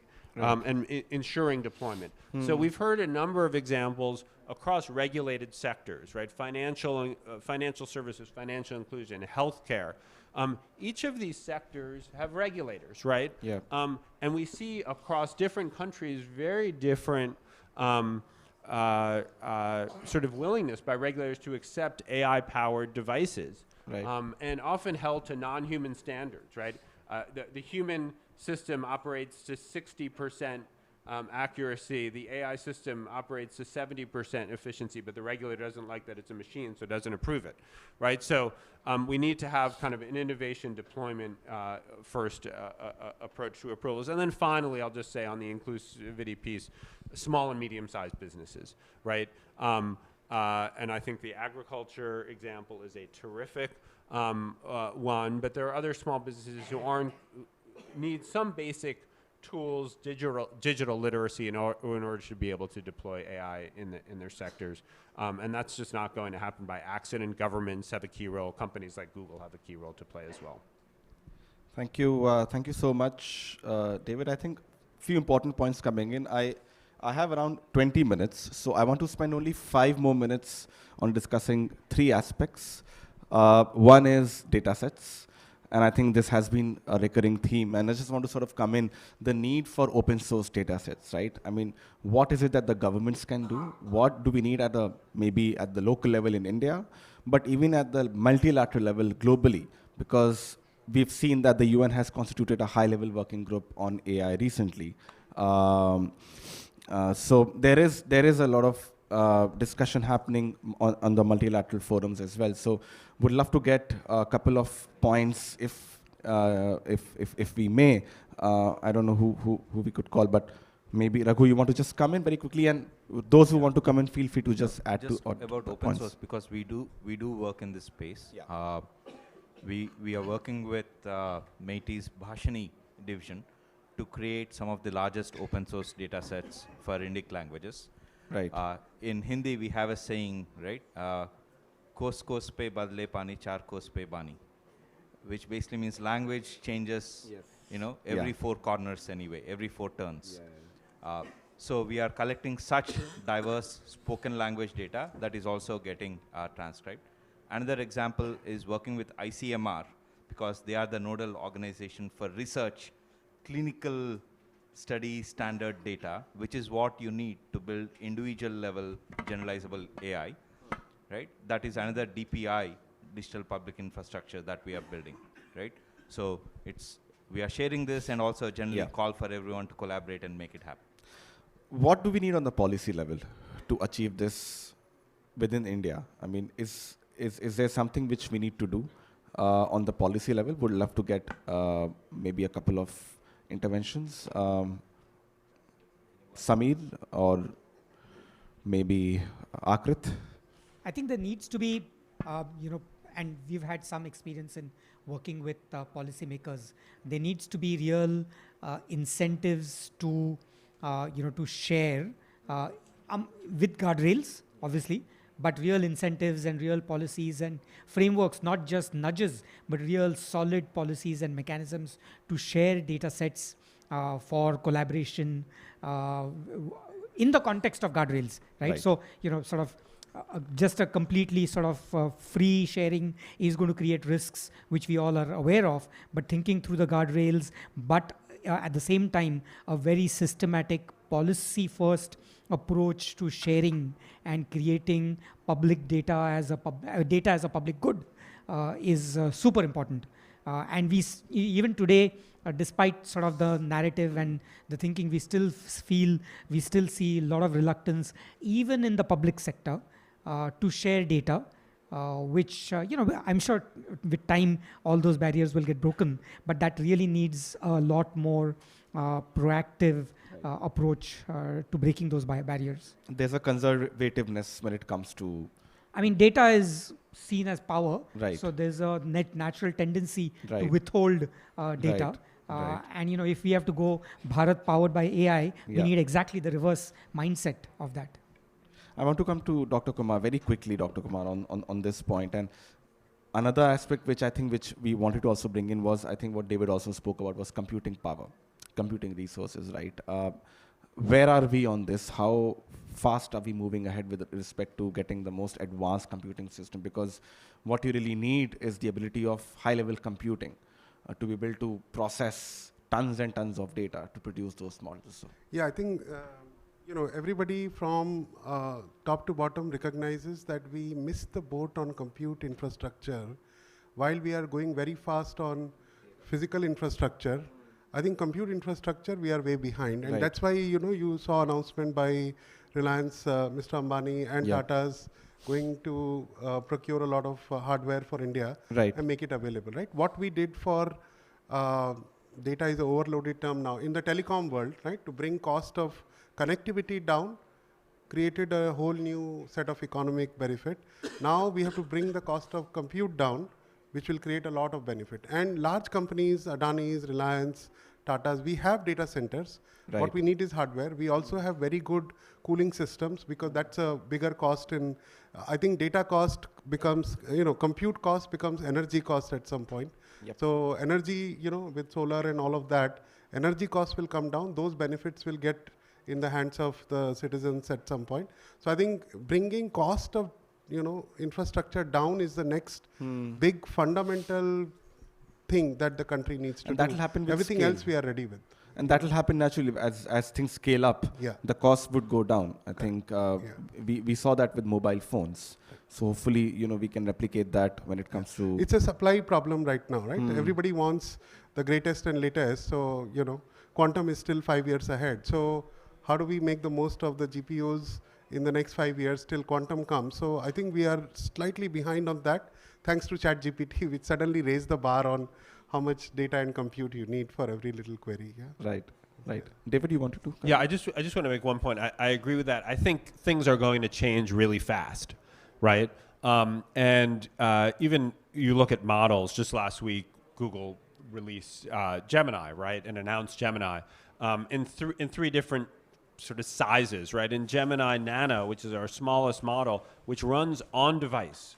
And has a lot of the same capabilities. So we're already seeing much, much smaller models that are very powerful, and I think that's going to change in an exponential way, and at the same time that we continue to increase the power of TPUs and AI optimized chips. Okay, I want to open the floor now because I know a lot of you all have been waiting with a lot of patience for the last few minutes and couple of hours. So we will have around a few set of questions all across the table, and some of our speakers will be happy to take it up. So please raise your hands and we'll come to you. I think gentleman over here and gentleman over there as well. Just introduce yourself, if you may, when you ask the question. Thank you. And maybe we can give him a mic as well. Hello, my name is Brian Byrne. I'm with USAID. I know that we work with some of your organizations on some of these issues. Can you tell me a little bit about what you anticipate as a realistic set of business models for the development and internationalization of some of the technologies that you're talking about? What policy changes should we anticipate? Thank you. Okay, who wants to take it up? Leila, you want to take it up? Akrit? I actually didn't hear. Okay. Maybe the next question. Maybe I'm Akrit happy to can answer that. I think the question is, as you think about these models, what are the realistic business models that will emerge out of these technologies? I think, if you look at some of the existing companies who've been building foundational models, whether it's OpenAI or whether it is Google or Microsoft, I think fundamentally they're going to follow a similar model than that typical infrastructure companies have, which is along the lines of compute, where basically you pay per consumption to some degree.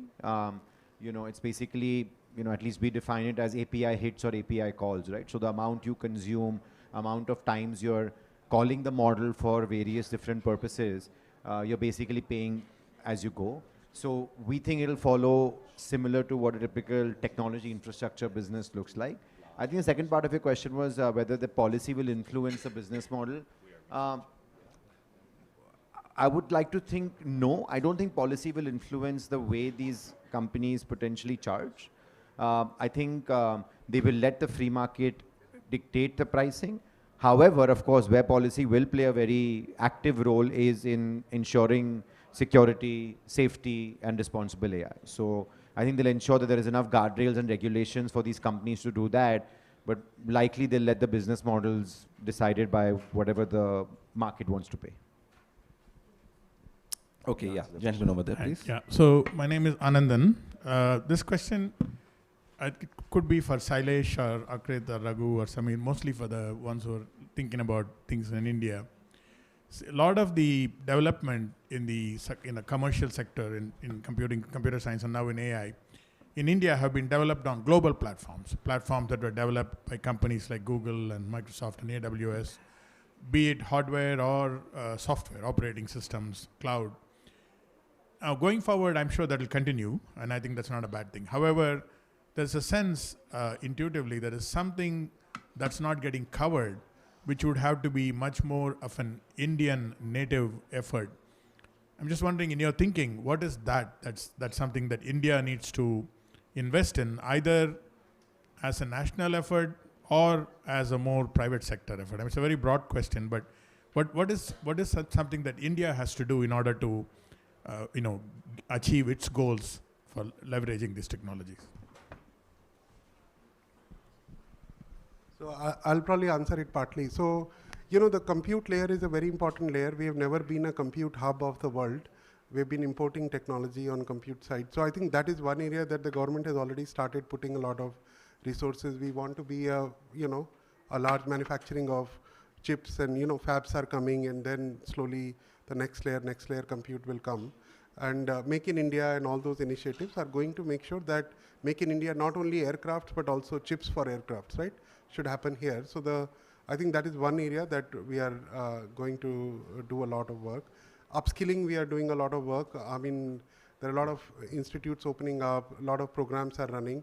So on the talent side and on the compute side, these are the two big areas where I think if we do, the rest of it is common, right? Whether you build a face model in one data set or the other, it doesn't matter. But these two areas, I think we need to brush up. And then discovery of use cases and production and consumption of AI, and bringing those two people together, the marketplace kind of infrastructure will really help accelerate the economy in those senses. I feel really tempted to answer this question because actually I think about that a lot, like literally every day. And the part I think about is not what we need. The part I think about is a little bit earlier in your question, which is what is that missing piece? So one of the things as we think about these problems and building models, I often just sometimes wake up and think that, we use all the models that are out there right now, which are none of them are built in India. We use GPT-4, 3, Falcon, Llama, Bard, Gemini now, right? And they're doing a fairly good job. So the part I think about a little bit is, and I don't have that answer from even myself, is that, is there something really missing? Maybe the language models or rather the data sets for the 13, 14 language are, but is that again something we will build? Because exactly what you mentioned, right? Historically, there's precedent has not been there. Whether it has been compute or infrastructure or any core technology, we've been good importers and we've done a great job at building very good applications on top. So a debate that I would love to have at some point, and we have this at Haptic and even Geo very often, is that should we instead really focus on building great applications and be really headstrong and do a great job in healthcare financial services? Or is there something missing for which we will need to also build models? And that's something I don't have the answer to. I just want to add one thing, because I'll take an example from medicine, right? Yeah. X-rays for TB have been around for a while, but they are not still widely deployed. There have been large studies done, but still not widely deployed, right? So I think for us to use, and one of the big reasons for that is we do not have good validation mechanisms. AI models are such that you cannot validate it in one place or one point of time and use it forever, right? Yeah. So India needs to build its own. So if you take X-rays that are mostly somewhere else, for example, women in India wear necklaces with safety pins on them, right? So if you're, and all your models that do not have Indian data are going to fail on it. And in fact, if Indian data is constructed so that it's meant to be, what do you say, this lab clean, it's going to fail on the field. I'm just giving you one analogy of the sort of challenges that India has to solve for itself and the world will not solve, right? Oral cancer, no other country is going to solve it, right? The sort of mixed language typos that I talked about, no other country is going to solve, right? So there's a bunch of stuff like this we have to do ourselves. I'm afraid we are running really behind time, so maybe one or two more questions. Two more questions, that's all we can do. The lady over there and the gentleman over here. Yeah, we can go to the lady over there. Thank you so much. My name is Jamila. I'm from The Dialogue. Thank you to all the panelists for all the insightful comments that you made on the topic. My question sort of is open to the entire panel.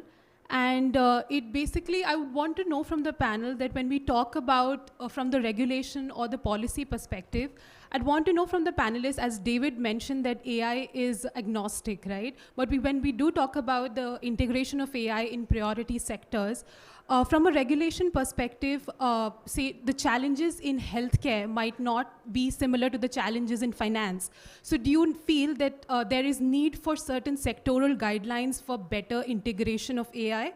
And of course, I can also sort of go on the challenges that different sectors face, but I guess the panel is pretty aware of all of them. So I'd want to open this question to the entire panel. Is there need for better sectoral guidelines in the application of AI in key priority sectors? Narayan, you want to take that up? Maybe Leila, would love to get your perspective as well after Narayan. Yeah.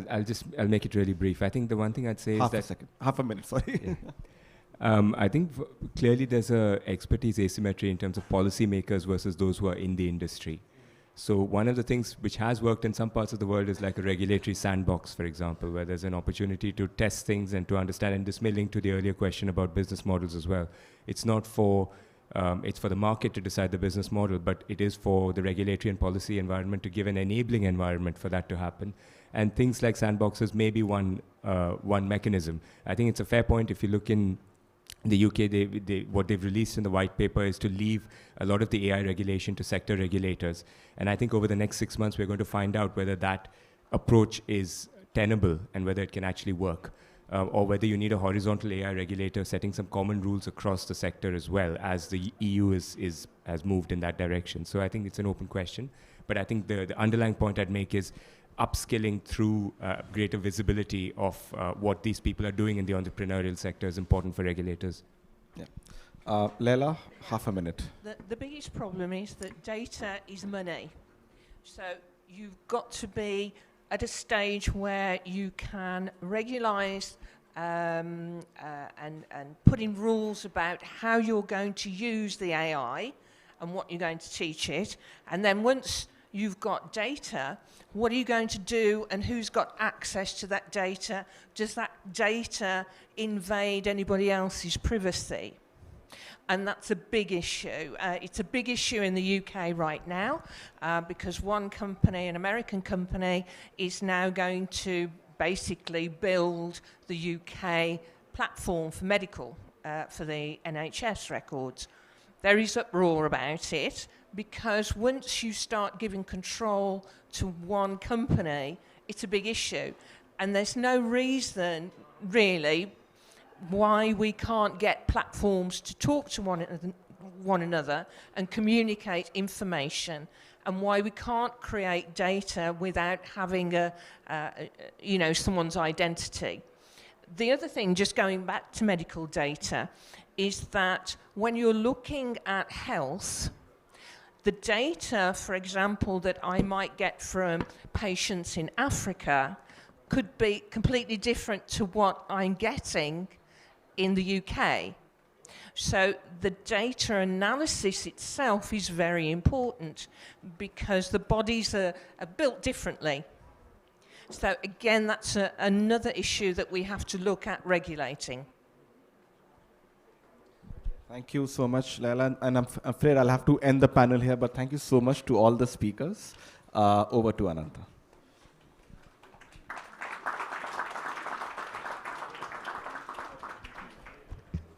Thank you to all our esteemed panelists and our moderator for your enlightening perspectives and a thought-provoking discussion. Your expertise and insights have greatly enriched today's session.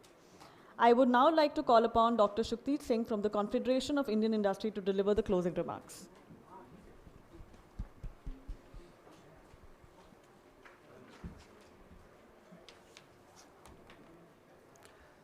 Very good morning, dignitaries on stage. It was really a pleasure to hear you during this session on applications of AI in priority sectors at the Global Partnership of Artificial Intelligence. It is needless to say, ladies and gentlemen, that AI is generating a significant amount of buzz and engagement around the world, and we saw that in one of the first sessions of GPAI today morning. A special thanks to Ministry of Electronics and Information Technology, Government of India, and the GPAI team for organizing such a beautiful panel on AI and giving CII an opportunity to support this session. While the technologies, solutions, and models on AI are getting invented around the world in the labs and the companies and the research institutions, it is of utmost importance that the application finds its way across the deeper sections of all industries. The success that India will achieve in utilizing AI will significantly depend upon the application it is able to bring to its deeper sectors of the industry. With that, I extend my vote of thanks to all the speakers, panelists, moderator, delegates, and attendees. Thank you so much, ladies and gentlemen, for joining in, and I wish you all a good day ahead. Thank you.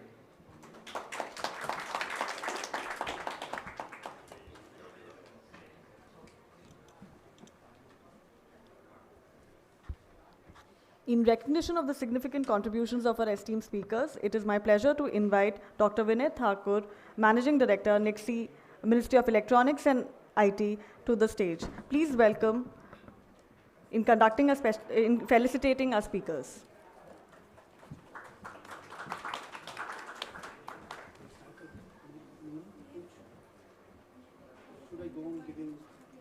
Yes, sir. Mr. Kazim Rizvi, founder, The Dialogue.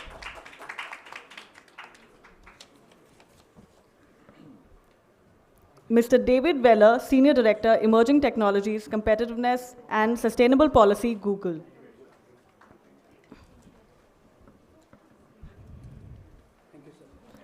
Mr. Narayanan Vaidyanathan, Head, Policy Development, Association of Chartered Certified Accountants.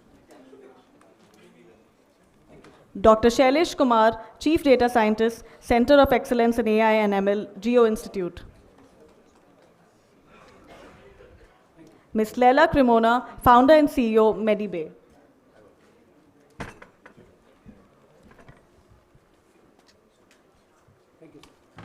Mr. Akrit Vesh, CEO, Haptic AI.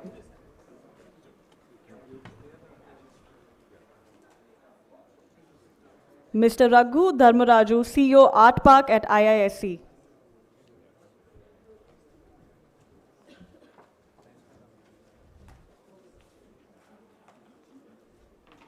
Mr. Sameer Shah, Executive and Vice Chair, Dwara Holdings.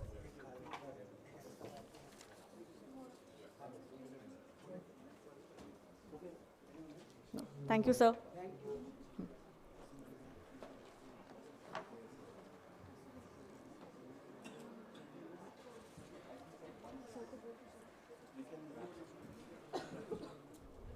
Dr. Vinay Thakur, could you please stay back? Could you also felicitate Mr. Shukdeep Singh from CII? Thank you, sir.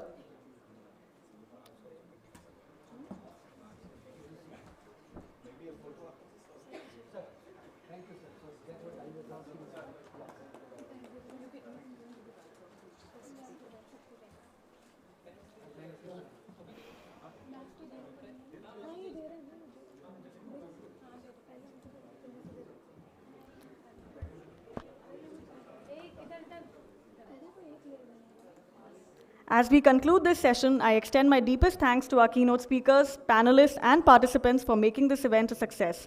Your insights and engagement are invaluable in advancing our understanding of AI's role in diverse sectors. Thank you to each one of you. Thank you.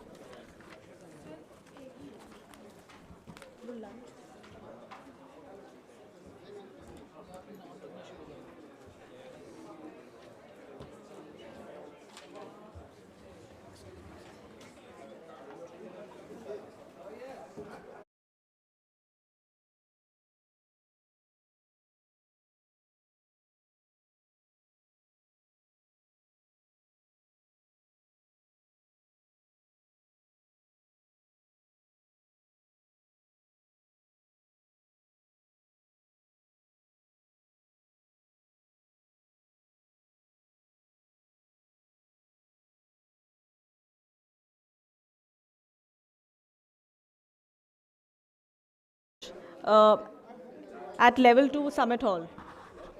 And for the audience, please go to hall number 14, first floor.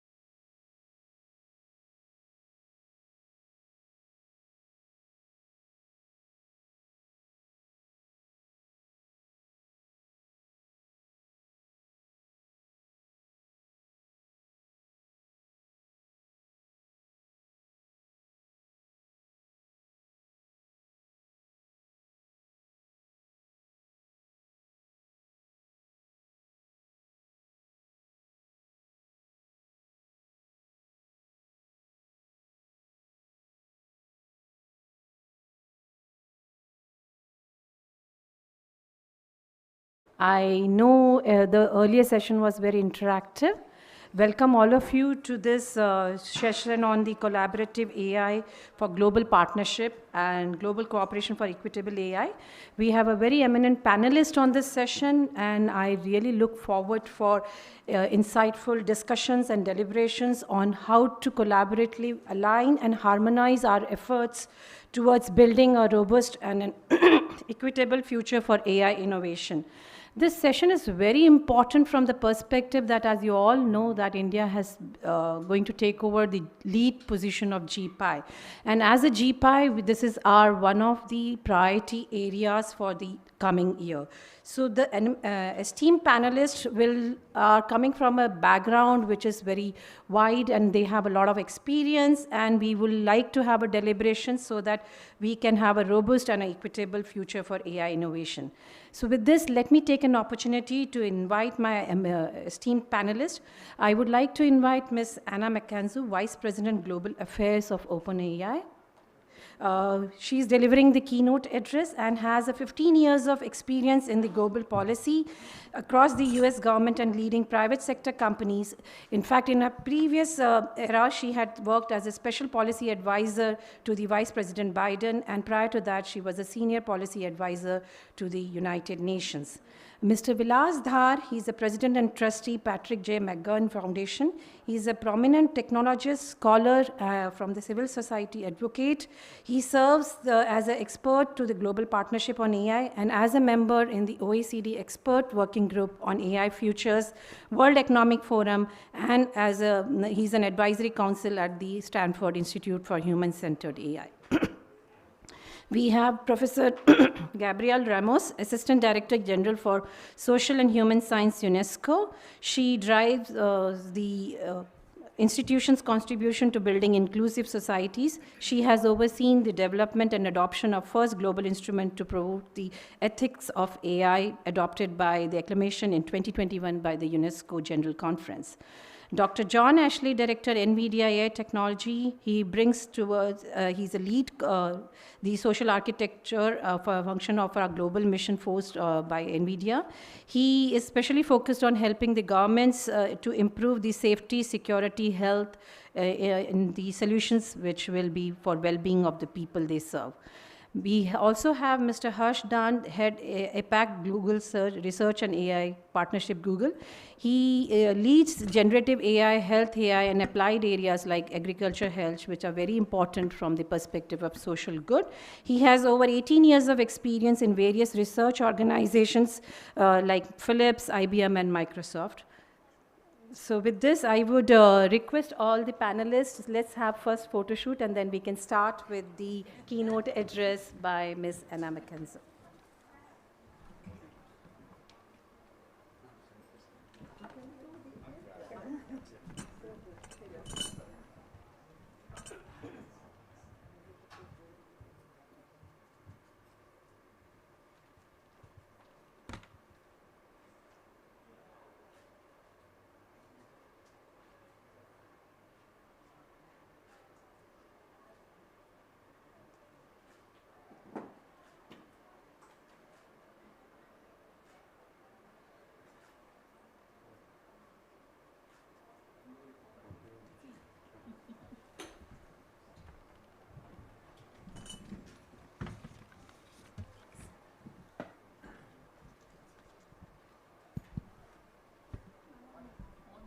Can I now request Ms. McKenzie to give her keynote address, please?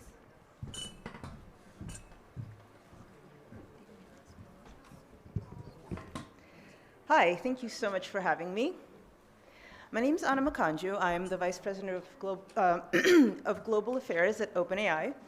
And what Global Affairs does is engage policymakers all around the world. But because OpenAI also has a mission to ensure that the tools we build benefit everyone, my team also partners with governments and many other organizations to make sure that as many communities as possible can directly benefit from this technology. And I'm deeply grateful for the opportunity to speak at this event. This is really a critical moment for the development of AI, and the global partnership serves as an absolutely invaluable role. by convening deep thinkers from diverse backgrounds to developing the research and best practices that are going to shape the future of this field. So, I also really want to thank the government of India, and specifically the Ministry of Electronics and Information Technology, for hosting this event. Woo! I flew here for 15 hours without sleep and had a cup of coffee, so I'm really feeling it now.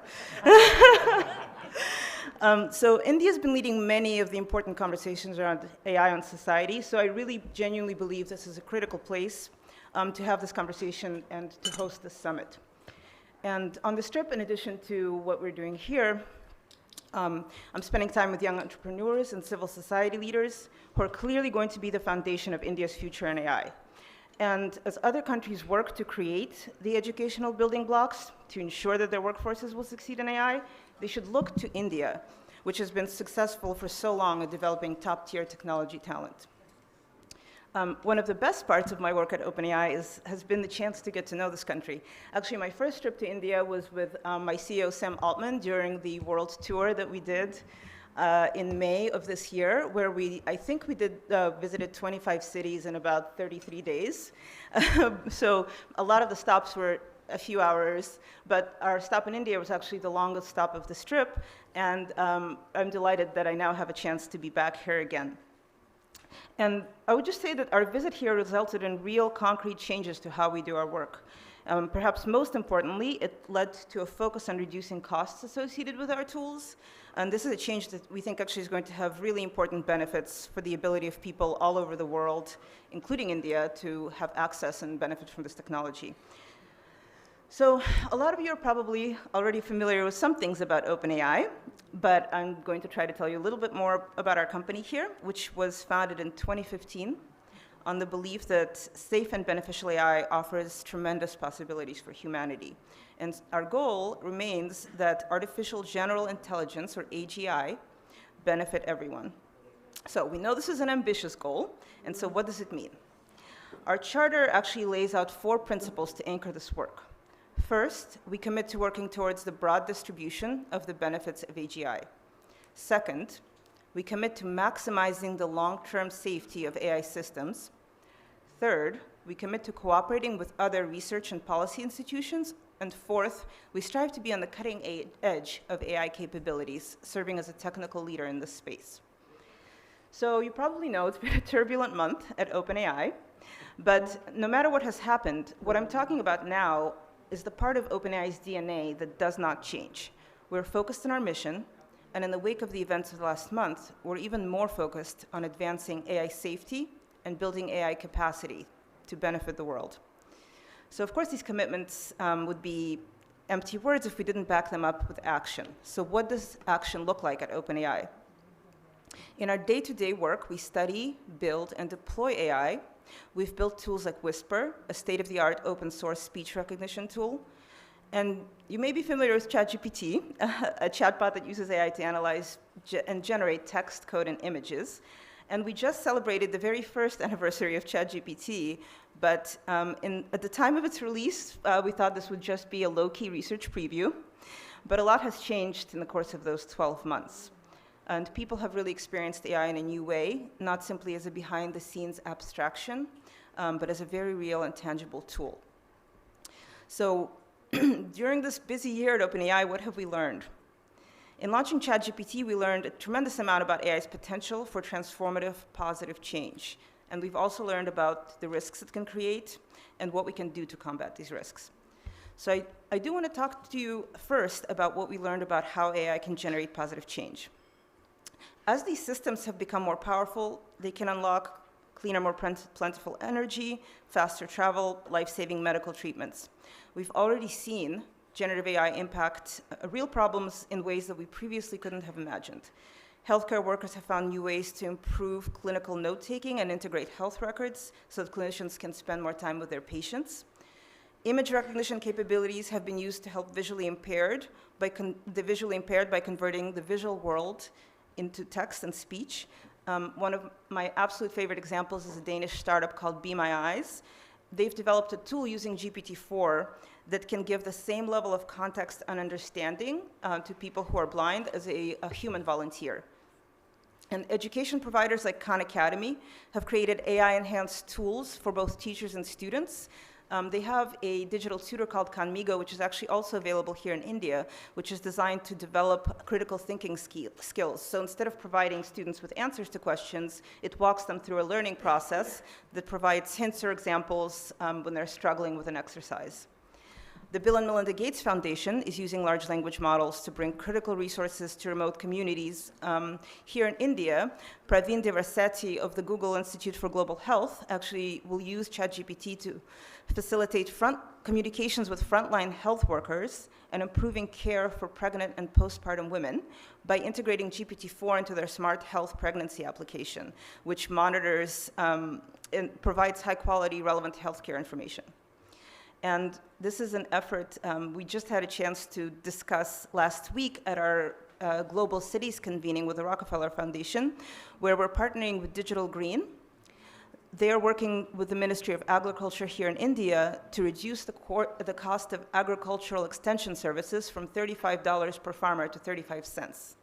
They're able to do this by using a chatbot called VStar to deliver on-demand, location-specific guidance in several languages, including Hindi, Assamese, Kannada, Telugu, Bhojpuri, and English. And actually, more than 3,000 extension agents have already had more than 30,000 conversations using this technology. This tool is going to be available in 10 states in early 2024, and from there, we'll aim to make it available in all of India. In Iceland, the government is fine-tuning GPT-4 to ensure Icelandic and other low-resource languages survive and thrive. And in Albania, the Prime Minister just announced on Friday that they will use GPT-4 to accelerate their EU accession by as much as 5 years. And this means all of citizens of Albania are going to benefit from EU membership 5 years sooner than they would have otherwise. And finally, someone with a background in 2 countries with over 500 combined languages, I'm incredibly excited about our tool's ability to reduce language barriers. Now, of course, generative AI also comes with risks. At OpenAI, we've learned how we can make our tools and technology safer through technology, through partnerships, and through governance. So first, as part of our mission of building safe AGI, we study the risks associated with our products and then translated it into concrete steps to make them safer. One of the key ways we do this is through something called red teaming of our models. So we conduct our own testing of a model prior to deployment. We engage external experts for feedback, and we use these internal and external tests to improve the model's behavior with techniques we've pioneered like reinforcement learning from human feedback and refusals. All of these tests and feedback give us information we need to publish a system card, which describes the model's operations and potential risks. And it's a transparency tool that clarifies our safety mitigations, and this actually results in even more feedback, which enables us to make our systems even safer.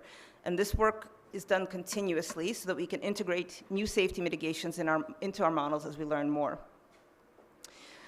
So second, we've learned that we can make this technology safer by working in partnership with other companies. For example, we partnered with Anthropic, Google, and Microsoft to launch the Frontier Model Forum, which will focus on advancing AI safety research, identifying safety best practices, sharing knowledge, and leveraging AI to address society's biggest challenges.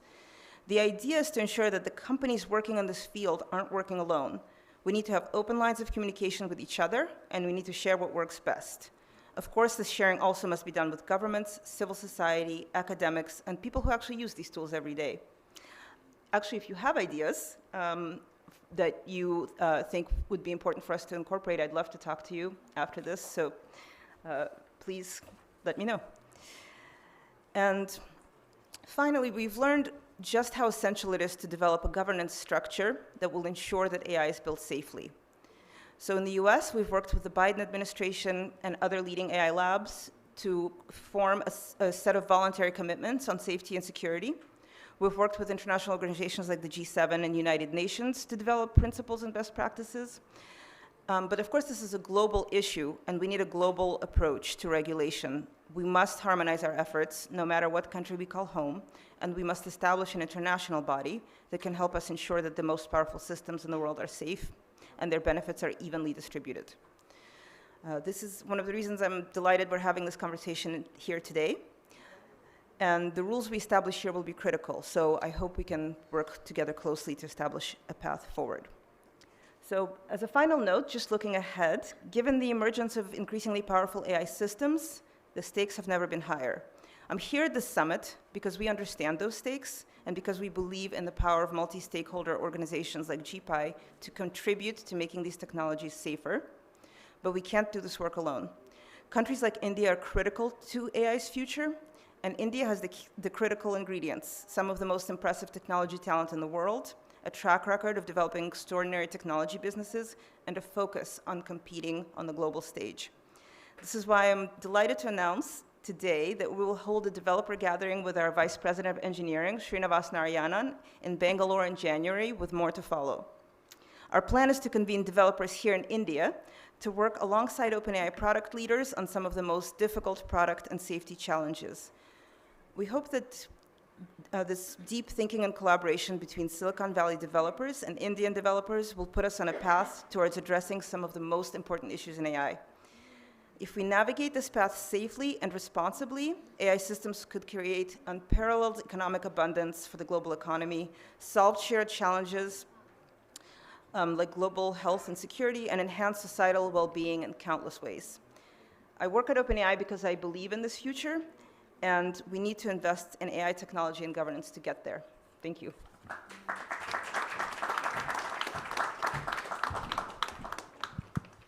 Thank you, hello, thank you for giving an insightful talk.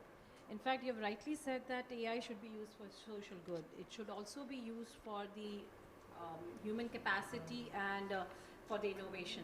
So with this, I would like to ask Dr. John Ashley from the NVIDIA. Could you share your perspective from the industry like NVIDIA about the inclusivity of the AI ecosystem, and especially in terms of AI compute and data, and what are the challenges specific to the hardware advancement which you see that should be taken care of and require an attention of all? So,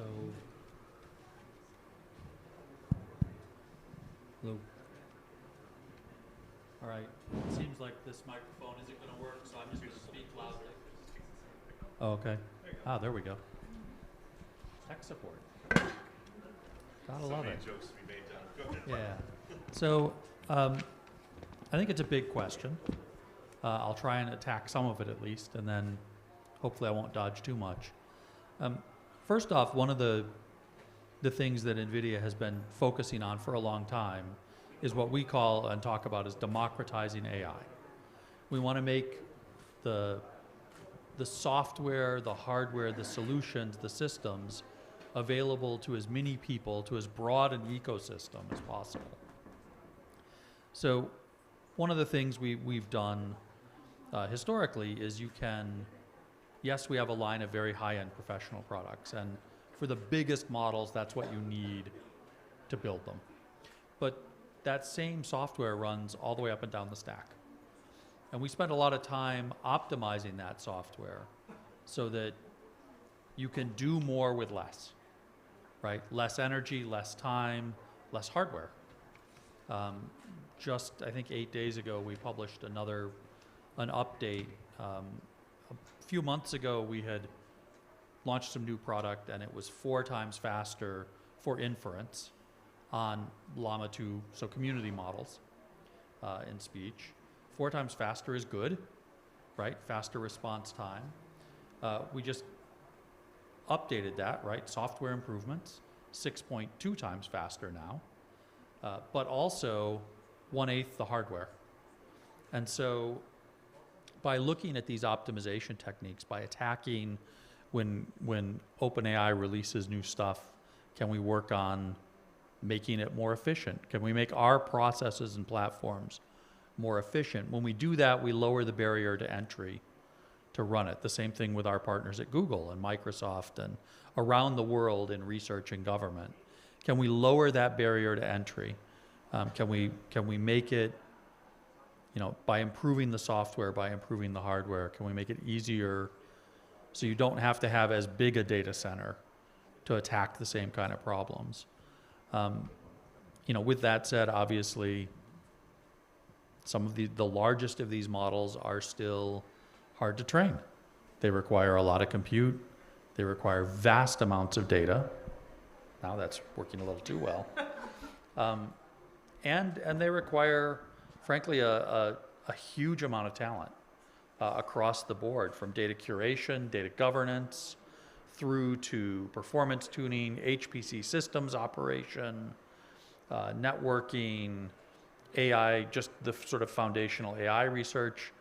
And that's before you even get to trying to get it to do something useful, right? You need policymakers, you need users, you need educators, you need that village at the front end to actually make this application useful and provide the feedback loop to have that all happen.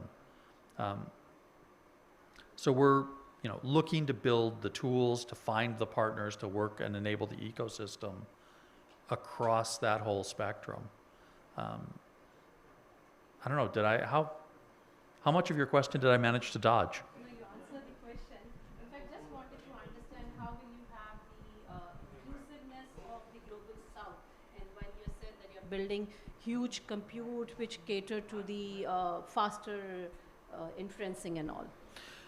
So I think that's addressing the global south is a huge challenge. It's one that our global public sector team and our AI Nations team takes very seriously.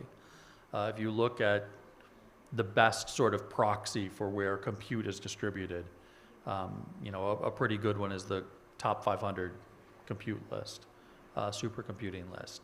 And there's only 30-some countries on that list, which means there's 150-some countries that are not. Those countries are disproportionately in the global south. I think looking for ways, if we look at training the biggest models and making those sovereign models and making them respectful of local language, local culture, local norms, everything works great for me. I live in California. All the models are biased towards being California-centric. AI is great for me. It isn't maybe so relevant, or so great for other people. So as we're looking at the global south, there's going to have to be some clubbing together. There's going to have to be, a certain amount of reducing the barrier to entry so that it's easier for people to tune models, to adapt models, to do fine-tuning and prompt engineering and steering and all these techniques. I think there's also going to have to be some clubbing together. And once you do that, the technology to share compute is well known and well developed, thanks to our friends at Microsoft and Google and Amazon. They've created an industry there, frankly. IBM, global time sharing back in the day, but I think it's taken to a new level. So we can share the compute. I think there are countries across the global south that have the education systems and the resources and the people to deliver the talent. The challenge then becomes data. And you can have the talent be remote from the compute, but you can't have the data remote from the compute. So we're going to have to find ways, if we're sharing compute, to share data. And when it comes to data privacy concerns, data sovereignty concerns, I think, working through those issues, both with technical solutions, federated learning, differential privacy, encryption, and also with political and solutions, right? Treaties and data protection laws, I think is going to be important. Right. Now you since talked about the data, I would like to know from you, Mr. Dhan, about how do we bridge the gap between the leading AI economies and the global south with respect to the software and the algorithmic perspective, because data is a very huge and an important pillar when you talk about the models and all. Absolutely. No, and super happy to address that. Before I do that, I would like to acknowledge whatever Anna covered. I mean, for me, it was just reflective of, for example, what company like Google would do. So all the aspects around generative AI, experiments, applications, red teaming, and basically making sure that this super powerful technology lands in the world in a responsible manner, I think that's front and center for companies like Google, Microsoft. So that's one acknowledgement. I think, and I'm very happy to say, so I lead, for example, the APAC initiative, and I'm making sure that we and our team have the data generated, collected, curated in the region, all across, like from India being an epicenter, all the way from Southeast Asia, to ensure not just that the data is equitable in terms of the quantity and the corpus from a regional languages perspective, from a nuance perspective across all domains. So whether it is agriculture, health, education, we are making sure that we collect the data from the region, which is trained, as he said, in the region. So we are ensuring that regional LLMs, not just for Google, but for everyone, for the ecosystem, for OpenAI, for startups to train, using that data is there. And our efforts are in terms of making sure that the data is open source, accessible to everyone. So that's the first layer. The second layer is making sure that some of the models themselves are also open source. So for example, Google was the first to give TensorFlow to the world. Or we have released Mural, which is an open source language model that is being used by a lot of academics and startups. So I would say these are the efforts that we are doing to ensure that the regional LLMs have an equitable presence, distribution, and applications. And then the last thing, I think partners beyond startups, the biggest impetus for us has been working with METI, with DIBD, is actually their vision to say that through initiatives like Bhashni, we have all applications from speech recognition to TTS and even downstream applications for let's say agriculture. So I think METI has this vision, and the great part is that they're now working with the industry like Google. They're also working with Microsoft, which is a happy system to be in, and making sure that these systems are available then for the startups to use. So I would say we have started the journey, but it is still a start, as Anna said. I think what generative AI will show us is something it's experimental. Sometimes, honestly, we also don't know what it will reveal, what's the power. So please bear with us when we sort of release the next versions of generative AI, but it can definitely be used for so many applications as a collaborative tool for humans. So I'll pause at that. Yeah. I agree, totally agree that we need to have the local data collected when we talk about creating the LLMs and creating a solution for the social good. But I think the multi-stakeholder organization like UNESCO plays a very important role here. Because when we have data, we also need to have the guardrails, because when we talk about the data, the cross-border data flow and all those aspects, and the best practices or the framework under which these data can be brought so that they can be trained on the compute for the social good. So what do you suggest on that, and how do you think the best practices or the steps which another multi-stakeholder organization like GPAI should take, because we will be taking this work for next coming 1 year. So I would like you to do. Thank you, Kavitan, and great to be here in GPAI in India and with this fantastic set of speakers. When you're sitting next to Google and OpenAI in front of India, it's difficult not to feel excited about AI. But I am UNESCO and I work with 193 countries, and I can tell you that the image is not as happy as it looks. Because the truth is that these capacities, this amazing transformative power of AI is still highly concentrated in few hands, few companies, few countries. There have been a 28-fold increase in investments in AI for the last decade. But this has accrued to the US, China, and some other parts of the world. So it's highly concentrated in terms of the development. In terms of the applications, yes, I agree with you. There are so many ways in which we can improve the workings of so many sectors. But I have to say that we really need to tackle the question of high concentration in terms of how these things are developed. Because at the end, this is what led to the high concentration at the top, leads to the discriminatory patterns that we see at the bottom. And it's not only about the question of the industrial model, it's the question of women not being represented in the data, for example, and the Global South not being represented in the data just by the mere fact that half of the world doesn't have access to a stable internet. So I think this question is not easy to solve. We really need to do a huge effort to bring these capacities to the developing world, and then to ensure that we have not only the possibility of the Global South to take advantage of the technologies, but to be able for them to develop their own systems. If you're a government in the Global South, you don't want to have a platform, a private platform running your health systems or your education system or your food and agriculture. It just doesn't work like that, because there are questions of security. So what we're doing at UNESCO, we, in 2021 member states, 193, and then the US came back to UNESCO, and they said that it was because of this work that they were coming back to UNESCO. We developed this recommendation on the ethics of artificial intelligence to exactly look at these issues. How do we ensure that we have a more inclusive way of developing and deploying these technologies? Now we are, it's about, you know, the topics, aligning the development of these technologies with human rights, human dignity, fairness, and positive outcomes, creating liability regimes, creating the rule of law, that whenever things go wrong, there will be some redressal mechanism.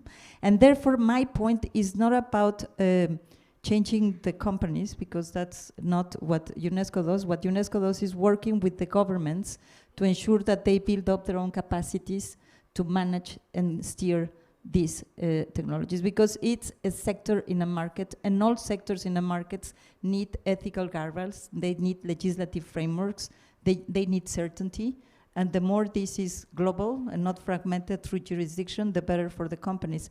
We're working now in deploying this recommendation in 50 countries, because we have a readiness assessment methodology, and it's mind-boggling, because you have countries, as I said, like India. We're working with India, you're top-notch.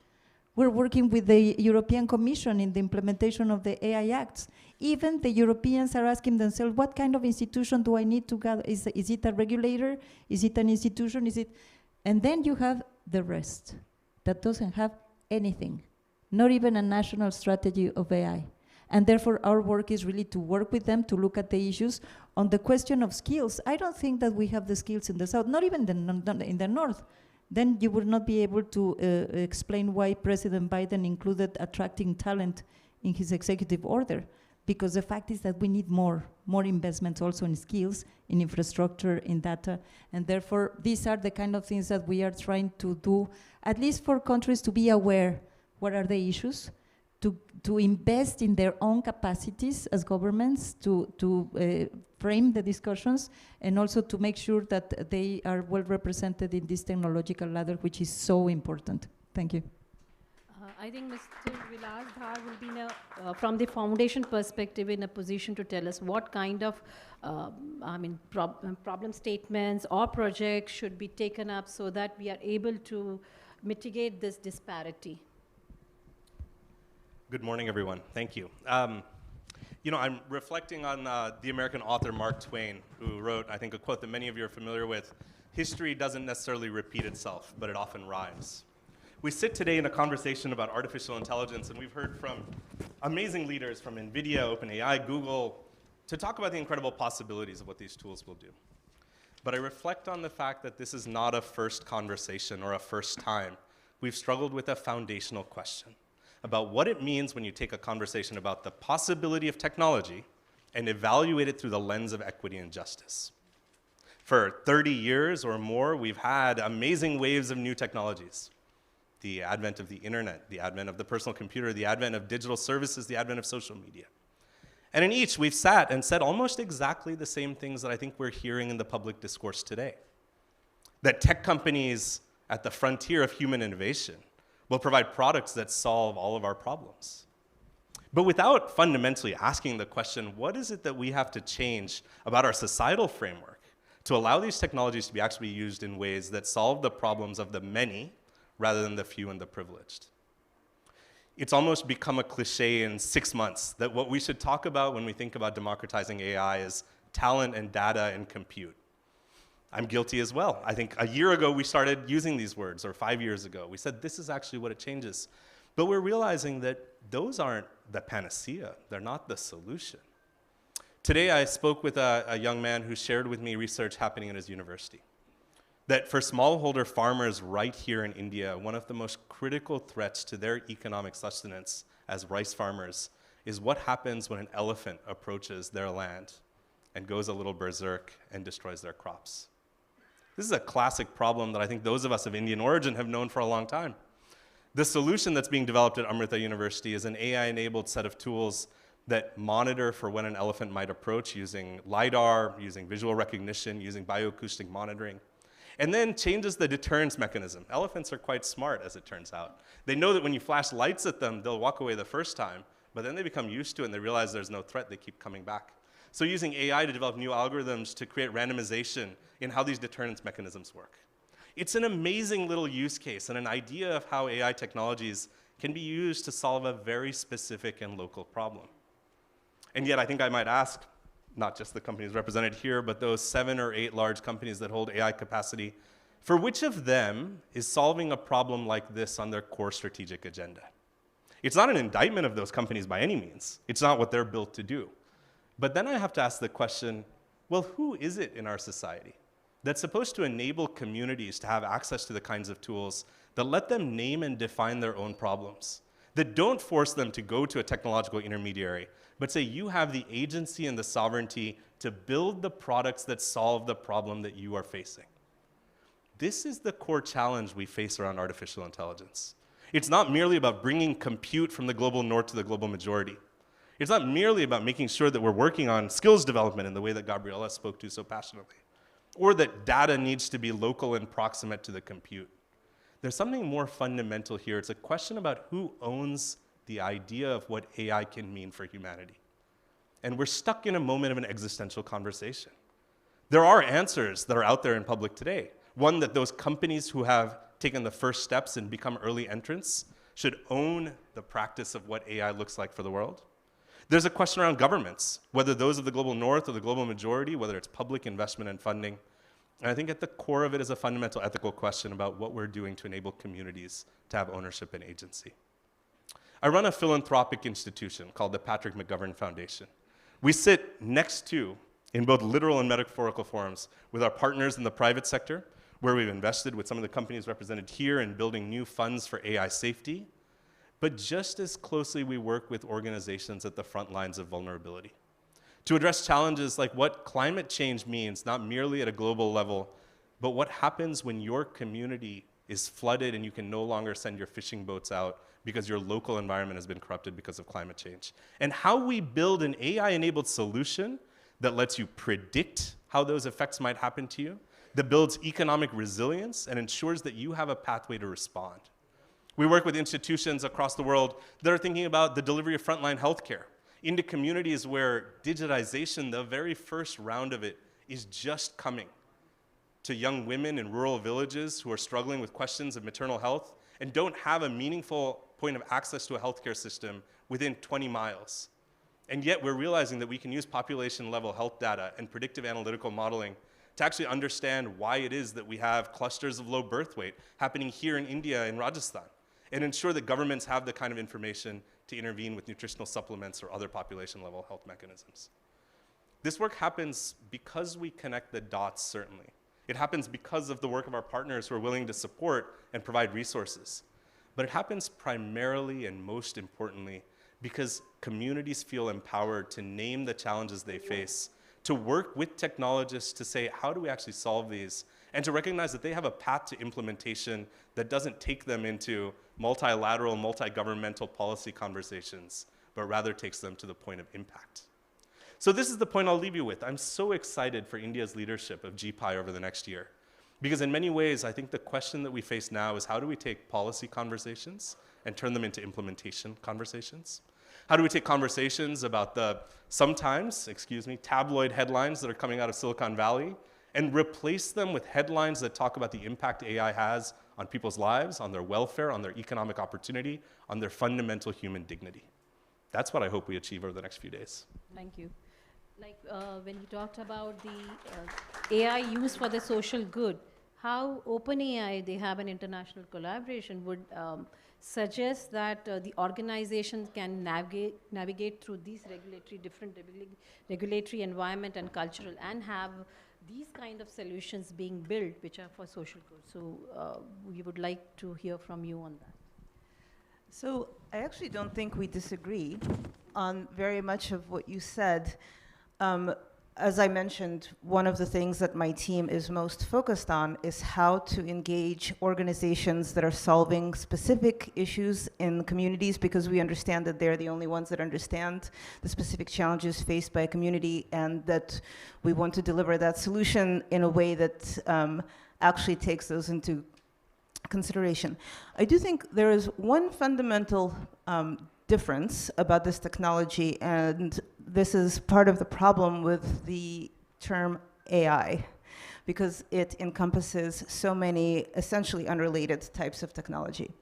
One thing about large language models is that, yes, there is an enormous amount of data that is required for the initial training of the LLM. But that data actually doesn't really determine the behavior of the LLM. Once a large language model is trained and it has some initial capability to recognize language or to generate code or all of the other capabilities that they currently have, we actually take a much, much smaller amount of data to steer the behavior of the model. And that is a really remarkable thing about them. They're actually incredibly steerable and incredibly customizable to a context, which is why, even though I completely understand the desire to sort of develop this from scratch locally, this is an incredibly expensive and cumbersome process that just may not actually be necessary, because you can take them and customize them so specifically to their context, which is why I really agree with Harsh on the incredible importance of these local data sets that can then be used to really customize models for a specific local context or use case. And I do think that this opens up an incredible number of possibilities without the need for as many of the resources as we all talk about that are incredibly expensive and difficult to acquire, and in some communities simply impossible to access. But still, leave all of these important, incredible possibilities, such as the work we're doing with Digital Green that actually addresses a very adjacent problem here for smallholder farms. Maybe. So I mean, plus one to what you said, and maybe not challenging you, Vilas, but we work, besides working with, let's say, the BMGF, with McGovern, GSZ, and the ecosystem, I think it's also, at least I believe in the DNA of a lot of our companies, to work for the AI for social good, as ma'am said, in terms of the health, agriculture, sustainability. So I would in fact invite you, so amongst like 100+ projects that we do for climate, sustainability, agriculture, we're just showing, let's say, a handful of them, but they just show that we are also putting in the effort for AI as well as generative AI to solve some of those problems for agriculture as well as for climate. So again, I think it's an ecosystem approach that we are adopting here. The best part about Gen AI is that it has shortened the cycle. So what researchers used to do in 6 years in terms of, ground truth and training the models, now they are able to achieve that same in 6 months, assuming that they have the right data sets in place. So I think we are at a very good point where we should be able to, along with academicians, ecosystem, able to solve a lot of these problems together. So yeah, just invite you to some of the demos for that. Yeah. Yeah, let me respond. I believe so much that the companies represented on this stage are doing incredible work to advance human welfare.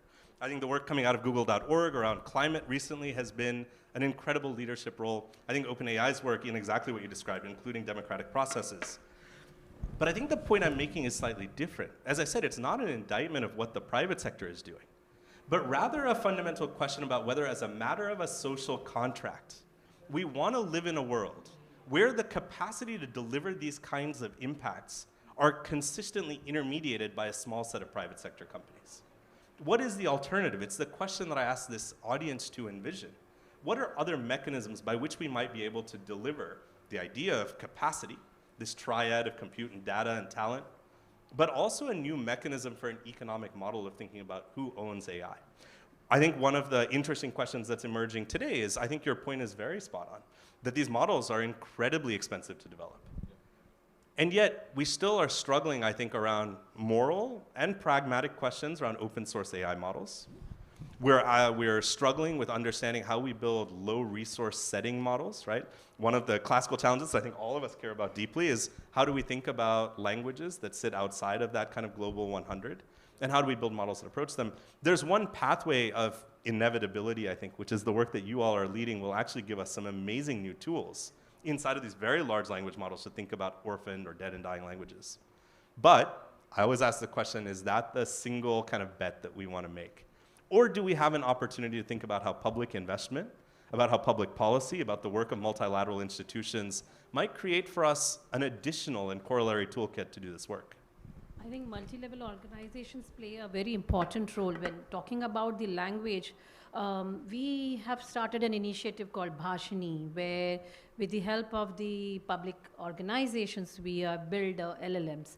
Though they are very small, but they're catering to the many of the social good use cases. Like for instance, one of the important use case which we have successfully delivered using our LLM is about the common man, a person who is not able to converse in English, can, using this mechanism, can transfer money from his account to his parent who is living far away in the remote village. So that's the kind of social problems we have and we are trying to build using the LLMs. And I agree, it has to be more of a public-private partnership rather than building everything on your own. So I think... Yeah, but maybe one additional angle that I think is very important is that we always talk about inclusiveness in terms of getting into those core communities that are being left behind, which is very important, bringing in the languages that are not represented, and all of you are doing work on that domain. But I agree with Vilas in the issue of the economic model of how this AI is being developed. You have in front of you what we would have called in the economic literature natural monopolies. Natural monopolies because they are the ones that created the innovation and then expanded the infrastructure, creating the elements, the new resources to develop it. And therefore now the question is whether these natural monopolies are eager to share this knowledge, not with the communities, with the private sector. Because what happens now, if you look at the productivity numbers, it's incredible that in the era of the widest innovation possible all around the world, productivity is flat in the advanced economies.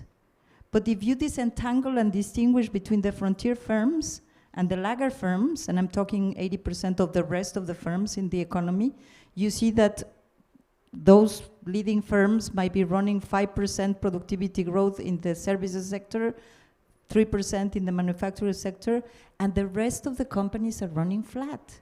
If you take a look at the adoption of AI by small and medium-sized enterprises, is flat because of many reasons, for capacities or for lack of trust or because they don't want to get into something they don't really master. And therefore, I think that we really need to think about those issues. In 2019, for the G20 presidency of Argentina, I produced a report looking at who were behind the developments of AI. 80% of the, and I hope that has changed because there had been a lot of movement and you did not exist at that time, but I have to say that 80% of developments were done by male-only teams. And we are still in the world in which 20% of women, only 20% of your workload or of your workforce is women. So I think that there is something that needs to change ex ante, as we say it in UNESCO, to really ensure that we have this possibility of everybody chipping in into the innovation ladder. I'm not talking about application, I'm talking about how do we make innovation much more inclusive. This is super important for GPAI because we don't want to have these amazing technologies only being used. We want them to be developed and to be really tailored to the catering to the needs of these companies, small and medium size. So I'd like to just touch really quickly on that because I think earlier I mentioned, right, a big part of our global public sector at NVIDIA efforts, we talk about democratizing AI. We leverage a lot of the programs across our company around the ecosystem of startups. We have something like 17,000 AI startups globally that we work with now. We emphasize a lot of education, especially really hands-on things where we can take a solution and at the end of the day you've built something. And the idea of putting people through what we call our Deep Learning Institute is to enable someone to go out and say, hey, I have an idea. I've got a problem that I know intimately that I guarantee you NVIDIA does not, no one in NVIDIA California understands that problem very well. But this person has lived that problem, and we've now, hopefully, through supporting startups, through supporting students, through supporting the general public if they want, and then making those tools accessible, right? So we're, working to make the software and the hardware available in every cloud, in every on-prem, in every gaming card, right? You need a huge investment to lead the frontier in foundation models. AI isn't just the biggest foundation models, and to, I think, Anna's point, it's not always, you don't always have to build the biggest foundation model. You could stand on the shoulders of giants. And I think we're spending a lot of effort trying to democratize AI in that way to enable those kind of use cases. But I think that is a piece where, and every one of the companies I think on this stage has programs like that. I think it's probably an area where we need, more partnering with governments that are trying to lead in those spaces, and more, I think countries are waking up to the fact that they need to step up and do their piece and add a leadership component. I think India has recognized that for a long time and has been excellent at that, but other countries are waking up, especially across the global south.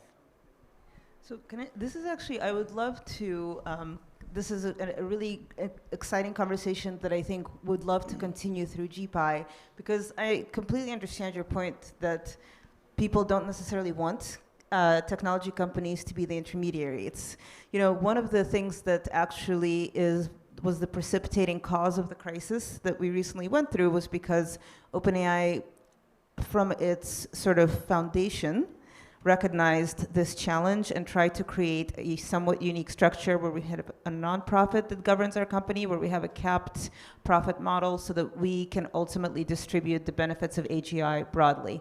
But how you do that is an incredibly challenging question that we've been grappling with basically since our foundation and continue to. And I think this is, this crisis was a good moment to sort of get us back to prioritizing answering this question that I think we do have to do together. Yeah, I think that's right. I want to go back to the rather elegant framing of the problem I think Gabriela offered, but our panel has come to, right? Which is, actually, I think you're absolutely right. There's no duality here of it's either private sector or not. But the title of our panel, I think, is Collaborative Approaches. And so I think about a handful of provocations that maybe I'll share. The first is, I think there is this question of, even as we look at the massive investments that private companies have taken risks on and done to build these models, we're still at a macroeconomic analysis operating in the billions of dollars or maybe the tens of billions of dollars. On one hand, that's a massive amount of economic input and risk-taking. In the context of global GDP, it's also not such a material amount of money that we say it is only the private sector that could be delivering these kinds of outcomes. So I think there's a relatively open question of how we think about public investment in the idea of the creation of public goods that have to do with artificial intelligence. Sometimes maybe models, sometimes maybe the procurement and deployment of compute, certainly in the investment in public sector skill sets. The second component to that, though, is again, we operate in a set of defaults that I think will soon be tested. The idea that if you go to a top-tier educational institution and you have a credential in data science or AI, which I imagine many of us have on this panel, there is a strong pull to go to the private sector and a strong set of incentives that they have developed to make sure that you go there. And what it leads to is, again, this is a multi-party and diffuse set of incentives that leads to the idea that if you have technical talent, well, you go to a place that will give you so much money to build it for a profit-seeking purpose. Now, I'm a private sector entrepreneur, right? I've built companies in the private sector. I have no challenge at all with that. And yet I ask the question, how can we expect that we're going to build technologies for public good if we're not investing in social incentives to allow brilliant people who develop these skills to go out and work for the public good? To me, that's not entirely an economic argument. It's an argument about policy. It's an argument about shared social values. It's an argument about how we create a public environment in which there is a heroism attached to becoming a data scientist or an AI-enabling individual who's out there and committing their lives to doing this as an act of service. I think that's something that we could look at tactically and tangibly, even in the context of GPAI, and say, how do we encourage our member nations and experts to push for those kinds of policies? This is very important. In fact, I also wanted to ask all of you, like the multi-stake organization like GPAI, what steps GPAI should take so that we have equitable innovation, research, and equitable AI across the entire world. So I would like all of you to share your thoughts on that. If I may also, following from the comments I have heard, I think there are very pernicious narratives that we should move away from, and I think GPAI can help build a more sustainable narrative. The narrative of innovation against regulation, I think, is done, I guess, because of Europe and because of President Biden executive order. But then the question of governments against companies, let me tell you, when we were negotiating the recommendation on the ethics of AI with 193 countries, people were asking me, how are you going to convince the companies to follow it?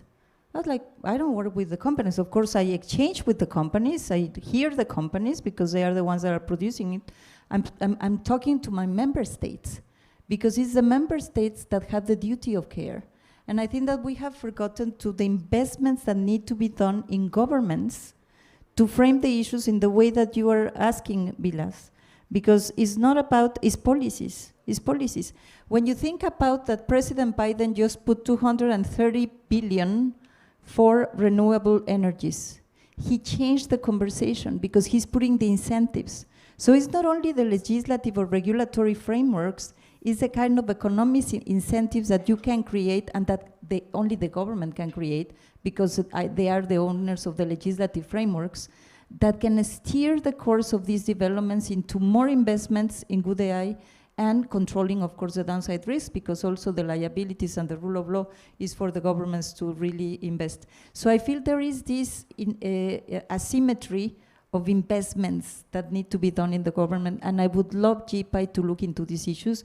This is something that we are doing, as I said, with the implementation of the recommendation, and it's not an easy question, but at the end, governments have procurement systems, government has fiscal incentives, regulatory incentives, investments in the markets too, market signals. So all of these things should not be taken lightly. I think that we need to step up this game to ensure that we all deliver for what I've been hearing in this panel we are all aimed to do, but in a faster way and a key player that are governments. And I can give a couple of examples from across the globe. Just answering Vilas's great points, I think investment in infra as well as getting pride in the fact that you're a data scientist, but you're working, for the AI, for the region and for the country. So Singapore, I work with them. They have institutes like AI Singapore, AISC. They have A-Star, which has been a research institute for 2 decades over, as well as IMD and so on. So that's one example where there is a lot of pride in working for AI-related aspects. Similar is Germany. So for example, my brother runs a quantum physics startup. He's never needed to go to VCs and so on, because there's a lot of government grants which come because you are in Germany and you are running a deep tech startup. And I know India is doing that, but again, through GPAI, can we have these best practices across countries for investment in infrastructure and data science research and application groups that are there? We are at an amazing stage, and answering, Gabriela, your question about productivity. So I think productivity in the last 2 decades has come in these big steps. When cloud came, when mobile came, and when today generative AI has come. I think the productivity jump that you'll see from startups. So these are all, like whether it's ChatGPT, whether it's Bard or Gemini, these are all collaborative tools which will actually shorten the cycle of innovation from years to months and to days. So I think we are at a very good stage where these investments from the BMGF and from the government will actually spur that innovation. So that's my input. And what do you think, Professor Ashley, about the organizations like GPAI? What should they do so that they can have an equitable innovation and AI? So I guess from my perspective, like looking at these discussions around how, the fundamental sources of the inequality are really, as was pointed out, right? There's this incentive. If I graduate with a good degree, I'm going to go somewhere that's going to pay me a lot of money to cover the debt I just incurred. Or, well, American education system. Other countries, maybe you have a more, enlightened system. But I do think that, we've heard a lot of different things about, we need to create some incentives. I think we need to understand that division, the AI haves and the AI have-nots, the longer we wait to start addressing that, the bigger that gap is going to become. And so it is probably more important to take action than it is to have the perfect plan and then begin to act on it. Because the bigger that gap gets, the larger it's going to become, and the pace is accelerating. As these generative AI, we've talked a lot in the context here about generative AI, but there's a lot of AI that isn't generative AI, that's still really useful, that hasn't made the productivity contributions yet that it will make. But I think getting started, building things now, building collaborations now, right? Starting to understand that maybe we can't, countries can't do everything on their own, but they do need to have that sovereign capability that I think, Gabriella was talking about, where I don't want my healthcare system to depend on the operation of my healthcare system should not depend on another country necessarily. But certainly the development of the tools that my healthcare system uses, maybe that I can club together with some neighbors and we can build some stuff we can share. So I think, understanding what we can share, focusing on taking action sooner rather than later, and looking at that as we talk about it, right? The democratization of AI. How do we encourage a network of startups? How do we make sure that it's not just the computer scientists that understand how to build something? Maybe only the computer scientists with PhDs from Stanford are going to be moving the very top levels of models forward. But there's an awful lot of capability that we can deliver value to people in their day-to-day lives that, frankly, the tools are good now. We can build a lot of that stuff without requiring a PhD from an IIT. I would just say, actually, this is a really good point. We at OpenAI hire tons of people who don't have an AI-specific background or PhDs. And they're some of our best performing engineers. And also, I would say that, yes, there are financial incentives to join the private sector, but that's actually not, especially I think young people today are incredibly mission-driven. And we've had people leave OpenAI when they've seen opportunities like with the UK Institute or even US Congress, the same way that the world has woken up to AI. I think Silicon Valley has woken up to the fact that the world is now really focused on AI governance. And I think people are really more interested than ever, I would say. So my biggest recommendation for GPAI is we really need governments to be adopting these tools and integrating them. It is easier than ever to do that because you no longer actually even need to be necessarily an engineer to use them. So right now, of course, understandably, governments are very focused on guardrails and regulation. But the EO is a really good demonstration. You can sort of strike that balance. And now, government agencies just need to be like building stuff for citizens, because a big reason that people come to these companies isn't just financial incentives, it's because they want to build cool stuff. if they know that they can build cool stuff when they work for government, I really believe that lots of people will go and do that.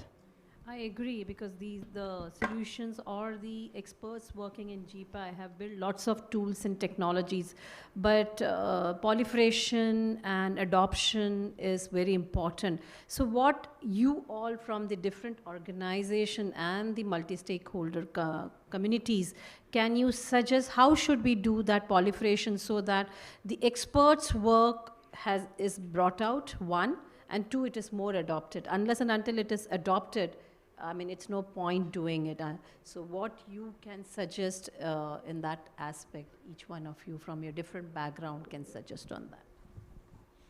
Yeah, I'll jump in. I want to underscore, I love the way, John, that you framed what I heard as 3 points, right? The need for collaboration, the critical urgency of the moment, and this idea of democratizing both talent and capacity. I thought that was an exceptional answer. I just wanted to celebrate that. In the context of what GPAI could do, I think it tracks quite nicely with that framework, right? In many ways, there are incredible sparks of light happening all across the planet, inside of private companies, inside of communities, inside of multilateral organizations. What we need, I think, as the public conversation matures, is a capacity to take those incredible little moments and sparks that are happening and build them into a bonfire of human aspiration and light. I want to start from the idea that GPAI doesn't need to do this by itself. And to even ask the expert groups that I sit on to start and say build from scratch is a meaningless kind of question, right? I think there has been incredible progress on these efforts. I look to UNESCO's work, working with countries across the world, this new readiness assessment module that I hope you'll speak about here and later. I think multilateral institutions that are doing this work and more. GPAI's role shouldn't necessarily be to be the individual innovator, but rather to bring together the very best of what's happening and create collaborative frameworks in which to take and fan those flames. I think there are ways that we could do that across the different working groups, like the Responsible AI group that I advise, in the data governance frame, in other groups as well. But I think one thing that I would suggest is in this year ahead, one of the things that has to happen is a harmonization of a purpose. Not merely to say this is an observational kind of toolkit to bring experts and talk about what they've been doing, but to say what is the guiding light, what's the North Star, what's the mechanism by which we organize all of this? And I think there we come back to a fundamental human question, right? What's the point of it all? I don't want to take us out into the 30,000 foot view. I know that's the first, but let's take it and actually think of it as quite a pragmatic and tactical outcome. What is it that you do with a global set of experts that are bringing the very frontier knowledge and aspiration of what's possible? And how do you tie it into a fundamental question about human dignity? Like, that is a conversation that we are equipped to have. It's really a question of where that space will be created for us to really advance it. And maybe taking advantage, piggybacking from Vilas, because I completely agree with him. I think GPAI can really catalyze the knowledge, because as you have seen, knowledge is also highly concentrated. Understanding these technologies, the fact that the US and the UK and France are establishing their own AI institutes tells you a lot. And therefore catalyzing that, with Patrick McGovern, we are, and many other partners, we are deploying this readiness assessment methodology to see where countries are in terms of their capacity to steering these technologies ethically, meaning human dignity, human rights, etc. And therefore there's gonna be a wealth of knowledge, and I will plea for GPAI to be a catalyzer, bringing this knowledge together. In February, we're going to have a global forum on the ethics of AI, where we're going to bring all this, and all of you are invited, of course, but we're going to bring all of these exercises coming from India, from the Netherlands, to the Bahamas, to Vietnam, to all these countries, Senegal, Morocco, all the countries with whom we are working, including with Patrick McGovern Foundation. But the fact is that this is knowledge to answer this question that is not a technological question, it's a societal one. What kind of structures of incentives do we need in this ecosystem for it to deliver more AI for good? Each one of you have a determined decision of your boards, of your creation to do that, but the environment is not balanced. And therefore, there's still a lot of profit-making decisions that are not related to the societal good. And I think that the real question here is, what are those incentives? that will lead market actors to deliver for good. Agree, and I think when we talk about catalyzing the GPAI to be catalyzing this in knowledge, so I think more participation from the countries which are currently not there in GPAI will help us to catalyze, because the knowledge is concentrated. So in order to have wider spread of knowledge, we need to have more participation from the countries who are having issues and challenges, and the solutions are already existing, but it's that they don't have the idea or the knowledge of the solution. So I think more participation could be one, and I would look forward that you can also suggest some other thing which can be done in I mean, in spite of doing more participation, what else we can do done as part of GPAI. So, I mean, you can share your thoughts on that other than. Well, I was going to address that question of what can GPAI do, right? I think one of the key things that we could look to the organization to do is honestly lock a couple of people in a room and get them to figure out, here's 3 problems we want to try and solve together, collaboratively, across borders.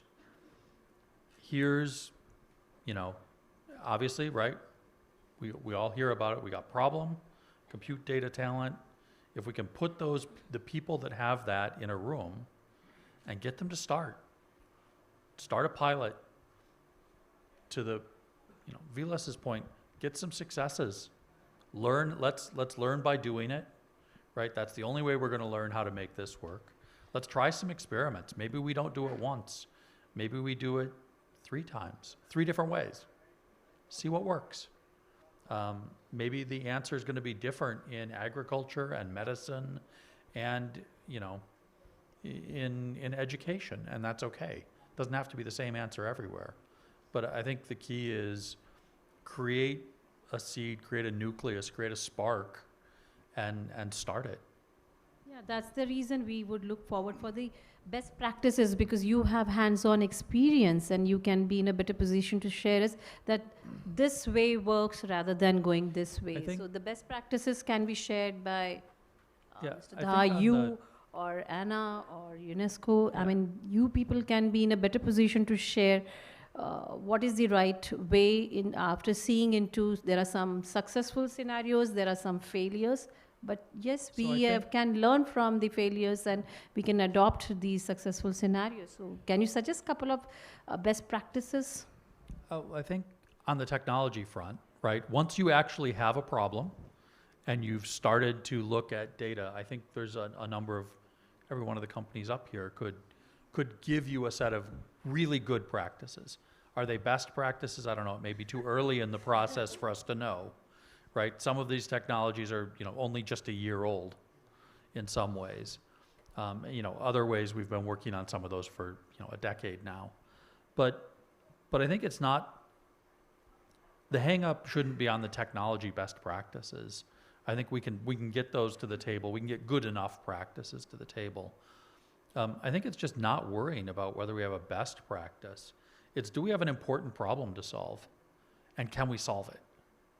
I think if we can get, that's the best practice, is to take an important problem and try and solve it. The technology is we're ready to follow. We've got the tools in many cases, or we can identify the data that's missing or the pieces that are missing. But it's what's the important problem? Who wants to solve it? Is there the willpower to do it? Maybe, that's a good point. Maybe one thing which I've seen work wondrously is the DPG initiative across, which India is actually steering and leading. I think we should continue doubling down and making it across all sectors. So we have seen it very successful with Aadhaar payments, part of healthcare, I think, with the ABDM mission. But can it be extended to agriculture, like a base stack layer of FFC, the field farmer crop? Can it be extended to languages? Because that will ensure not just it will spur further innovation, but also provide one base layer so that every system is able to talk to each other in an interoperable manner. So So that's something you could continue underscoring across countries. And I know countries are coming to India to say, hey, can you give us a DPG infrastructure for this? So just wanted to In understand. fact, sustainable agriculture is also one of the priority area which is going to be taken up in the coming year. Best practices in policies. In policies. I think it's super important. And UNESCO has an observatory on the ethics of AI because we need to learn. We need to get also this asymmetry of knowledge into a place where we can also participate. What about you, Anna? What do you suggest the best practices? Agriculture is one area which Harsh has mentioned, which is also one of the priority area. So what do you suggest, Anna?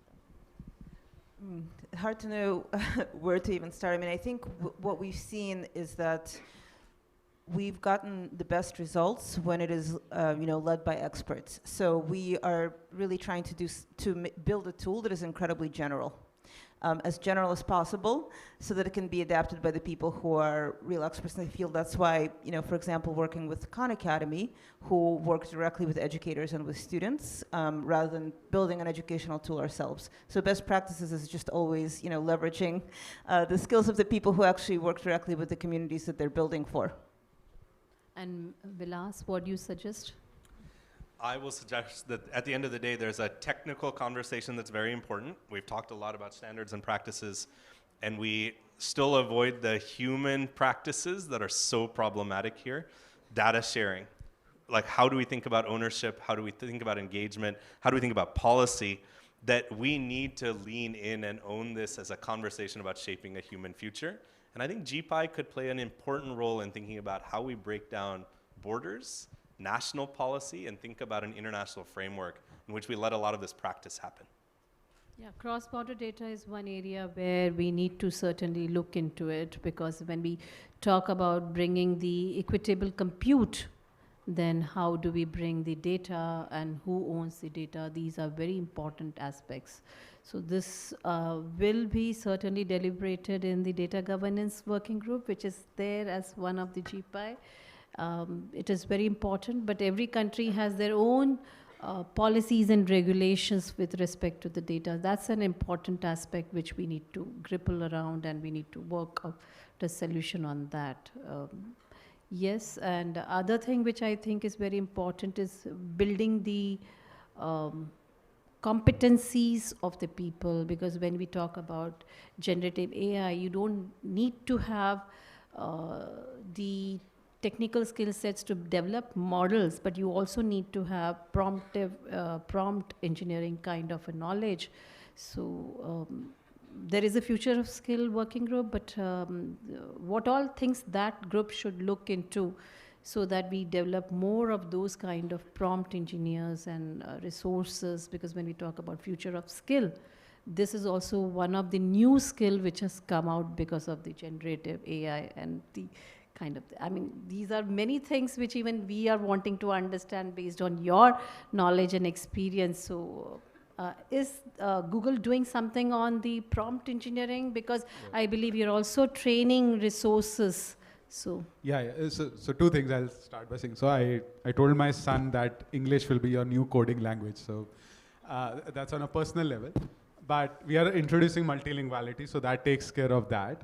But training through the lens of, as you said, 17,000 plus startups. So definitely each company is looking at developers. So we are reaching out to about 1 million developers in India to tell them that you have two things available at your disposal. One, the lightweight sort of models which are there. And second, you have this entire data sets collected by Bhashni, by Google, and so on. So these are two things to the developers. But again, a government impetus to say, can this reach every academic ecosystem startup development that is there, I think will go a long way. So definitely we can partner for that. And we can even also— Anna was talking about in her inaugural keynote session about the developer community. So is OpenAI also thinking about something, building those kind of competencies? Yeah, I wish we had as many colleagues and resources to reach out to millions. But I mean, we absolutely are.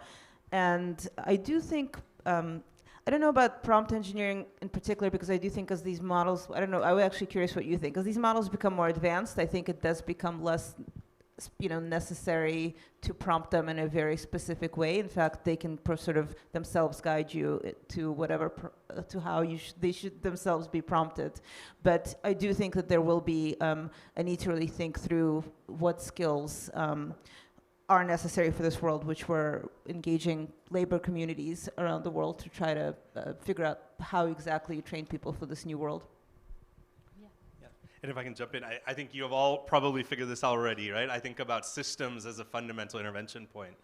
I'm very happy to share, we work with Google, we work with an organization called Technovation, many other tech organizations on something called the AI Forward Alliance, including here with the Indian government that set the goal of training 25 million young women and girls over the next decade, not to be prompt engineers or even to be AI specialists, but to have a broad-based set of STEM skills that make them proficient and digitally literate to take on whatever the challenges are that will come. I think that's a starting point that we don't often spend enough time on. This isn't about teaching a set of technical skills in a practical curriculum.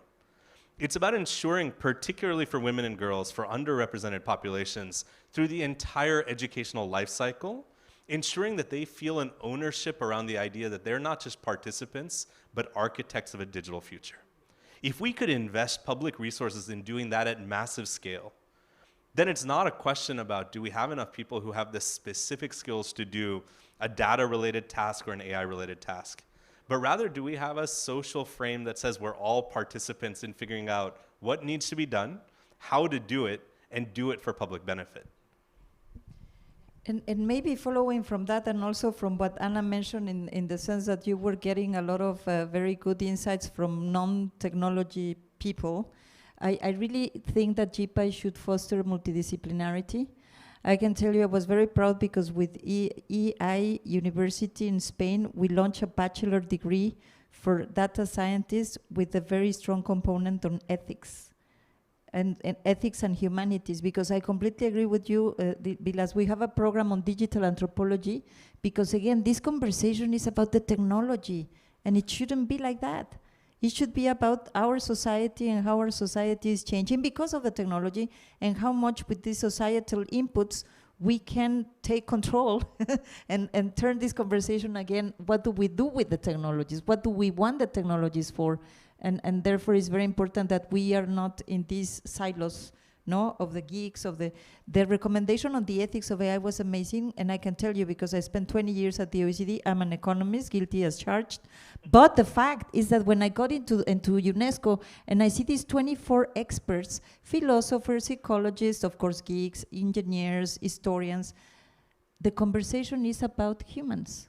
It's not about the technology. And therefore, I think this is something that we also need to reshape in a way that helps us frame the outcomes much better. And I think we have covered more or less everything. So though the session has been all very solved, great. Very informative and very much points we have taken forward for GPAI, because as a lead of the GPAI, we would like to implement some of the suggestions given by you also, that we make GPAI a much larger name in the world, so that all AI related issues and challenges, there's one point to come forward, it is GPAI. So I would request Bhavani to take up from here.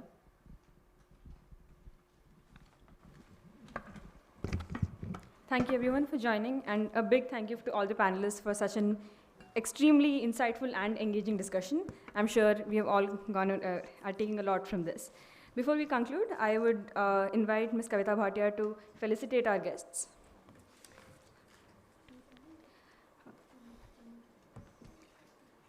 Ms. Anna Makunju, Vice President of Global Affairs, OpenAI.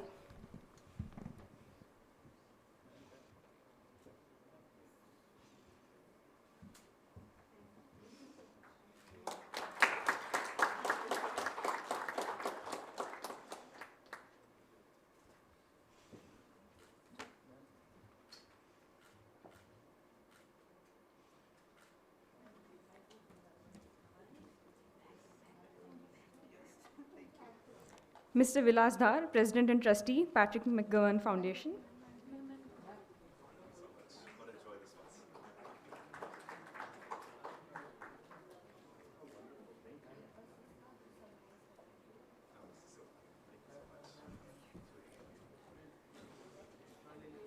Professor Gabriela Ramos, Assistant Director General for Social and Human Sciences, UNESCO.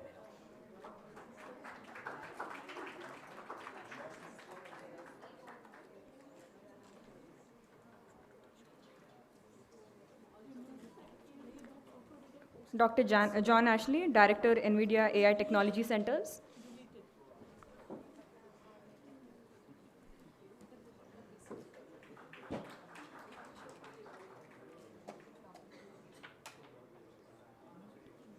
Mr. Harsh Dhan, Head, Asia Pacific Google Research and AI Partnerships, Google.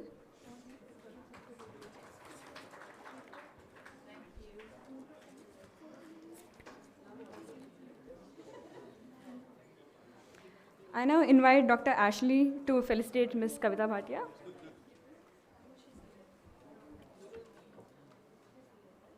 Sorry? No, Dr. Ashley.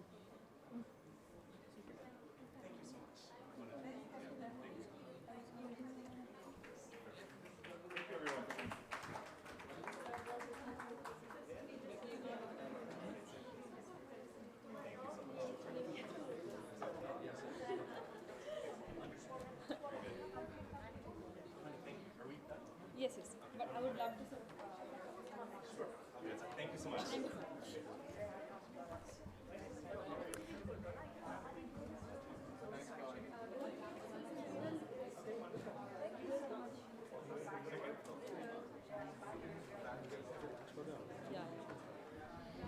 Thank you, everyone. I just want to mention that the lunch for the audience is in Hall 14, and the lunch for the speakers is in Leaders Lounge. Hall 14, second floor for the audience, the lunch.